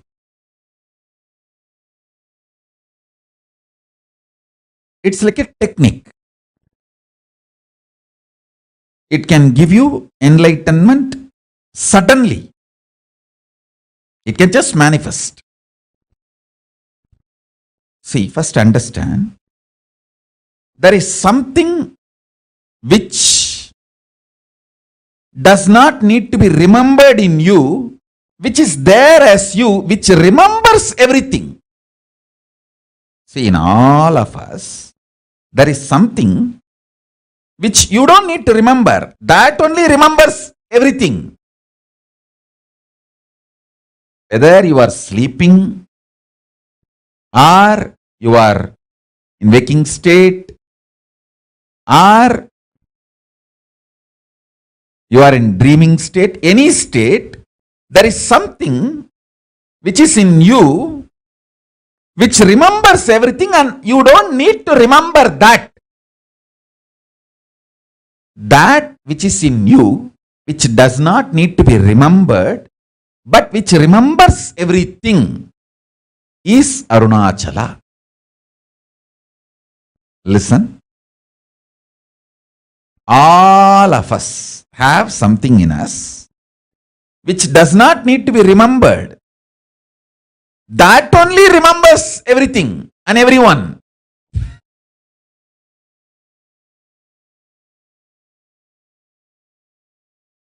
That is Arunachala.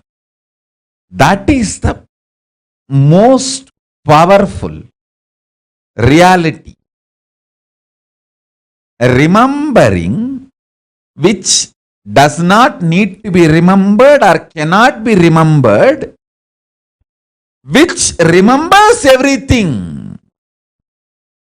In you, there is something which cannot be remembered or forgotten, but that only remembers everything, including what you think as you. Listen. Cognizing that, sit with this means putting the lower throat on the upper palate. It's a Tamil letter. Just project that Isaki Swami's page.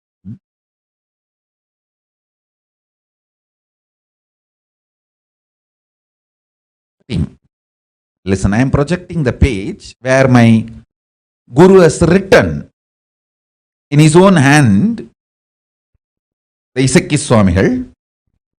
Of course, he left the body before this day. He initiated much earlier.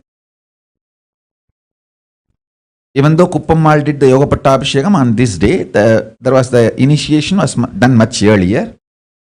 But this was the initiation. Listen. Remember in you, which does not need to be remembered, which is there forever in you, which remembers everything.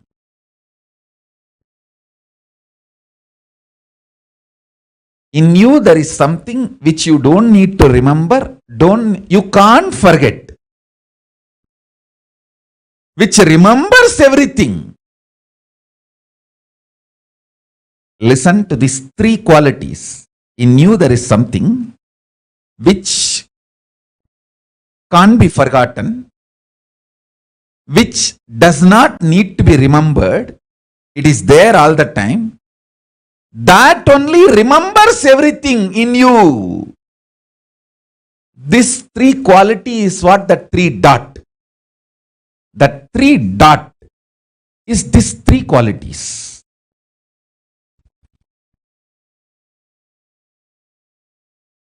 This is the Brahma Akshara. Mahā Akshara. Remember this three quality. There is something in me which does not need to be remembered, which is there all the time, which cannot be forgotten, which is there all the time. Whether I am sleeping or deep sleep or dream, it is there. That's why when I wake up, I just know I slept well. So even through the sleep, that is there alive. And that only remembers everything. This 3 point is the Brahma Akshara. This 3 point is the Brahma Mantra. Brahma Akshara. Mahā Akshara. Just cognize this and sit with the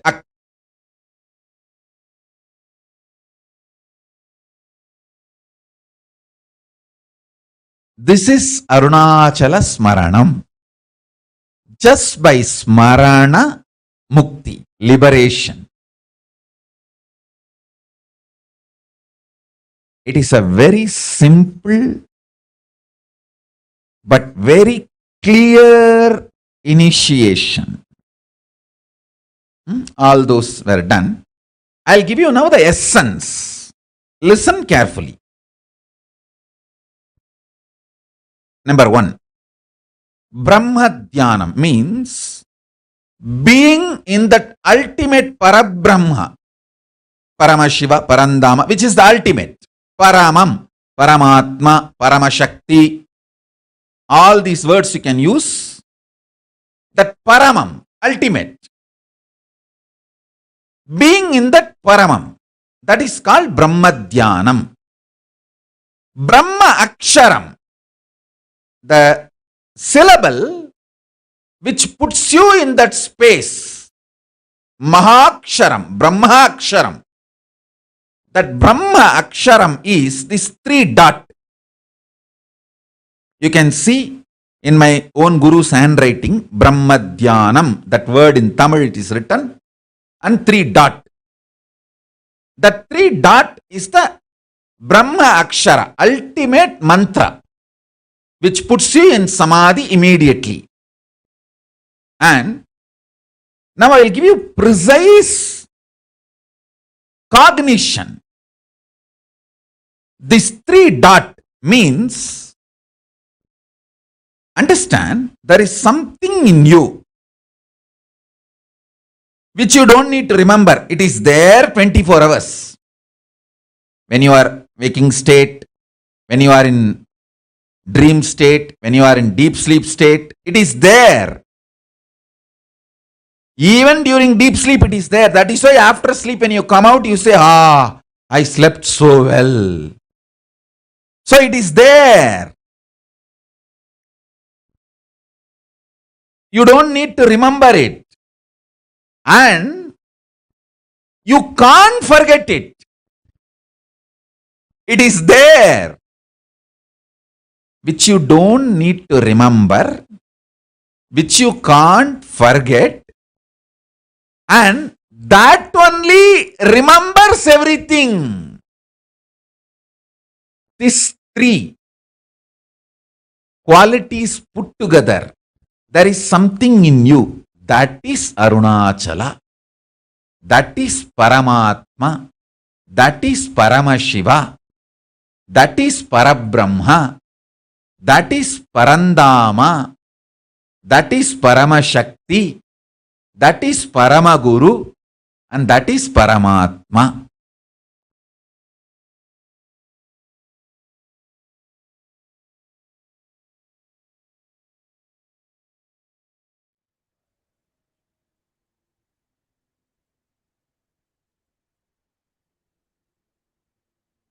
So beautifully, Swamiji explained to us the understanding of Smaranat Mukti Arunachala. Each of you right now, take a moment, type in post, what is the exact understanding you got? And Swamiji said about Arunachala, what is it exactly, precisely what did you get as an understanding? Please take a moment and post.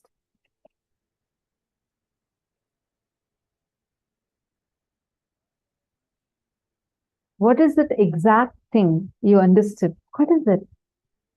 Arunachala. What is that? What did Swamiji explain as who is Arunachala? How Arunachala exists in each one of us? What is that component of us? Very powerfully, Swamiji gave us like 3 states for us to identify it. 3 powerful cognitions Swamiji gave us. I request all of you to take a moment and post.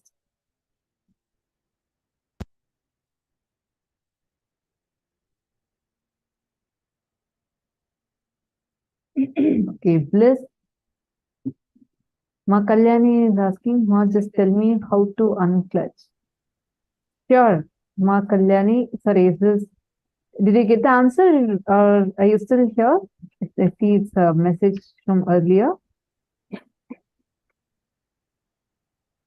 Come on, all of you take a moment and share. What did you understand as just Arunachala being inside of you? What a powerful way Swamiji explained. Smaranat Mukti Arunachala. That which resides in you, which is there in you, Even without your effort, like you don't even need to remember it. That remembers you. That is Arunachala. It exists and it remembers everything that's happening in your life. That component of you is Arunachala.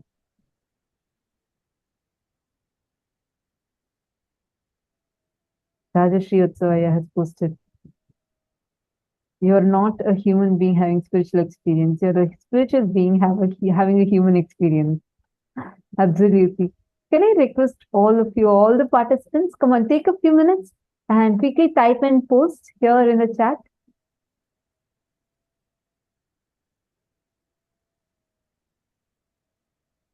Nityanandam, Jeronimusaya, Taikizang, Govindanaya, Ashokaminaya. Can I request all of you take a moment and please post in the chat, what did you understand as Arunachala? Who is Arunachala? Like, how does Arunachala exist inside of us?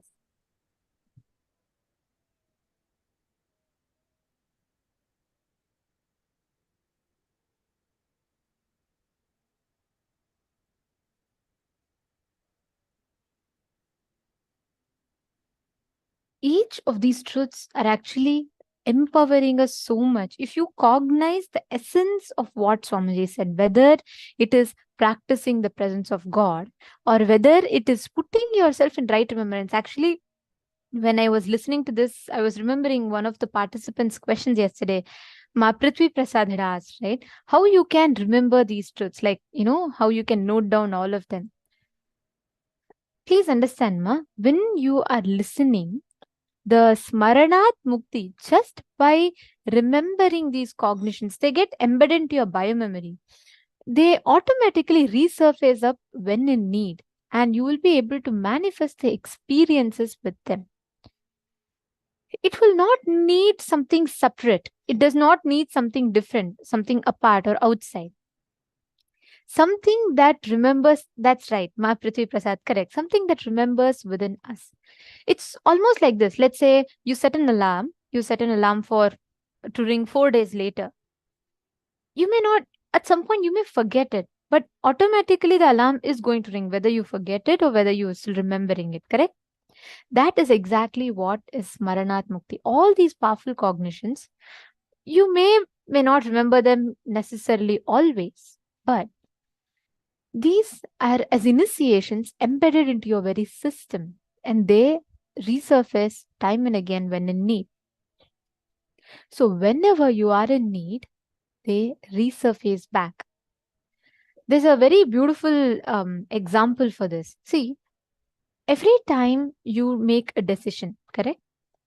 Do you remember in your brain that, okay, someone is hurting me?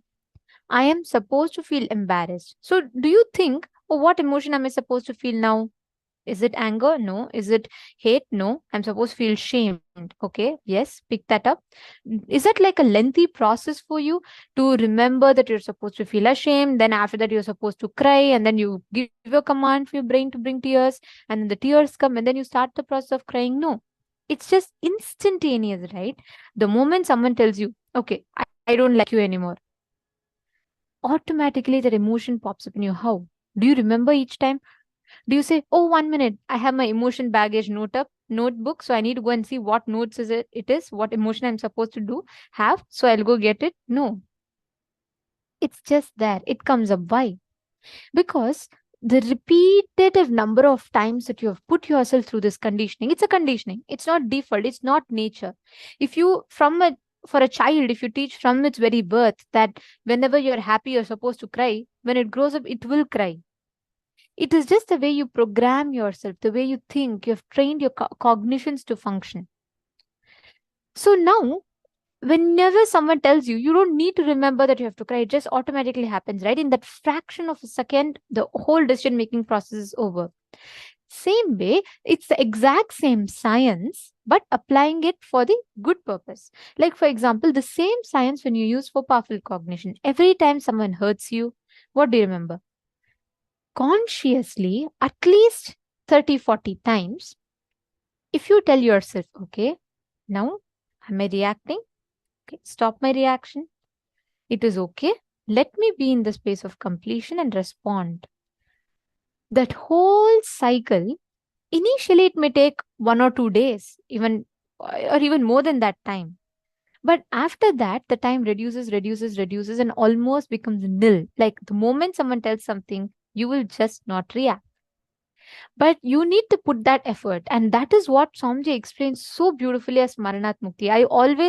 I never understood it this way until I listened to Swamiji's revelations, Swamiji's satsangs on right remembrance.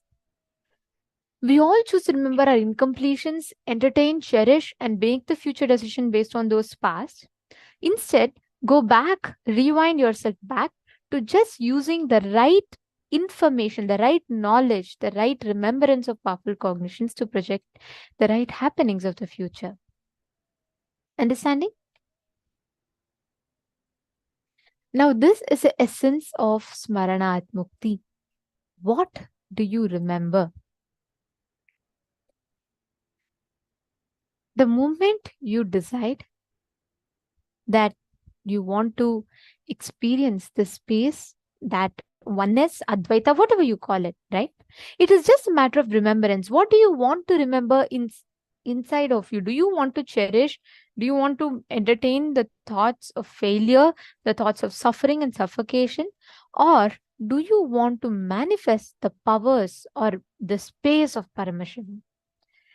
That is in your hands. What you can do, what you want to do, what you manifest, all the results are in your hands. You are the decision maker. The key is in your hands.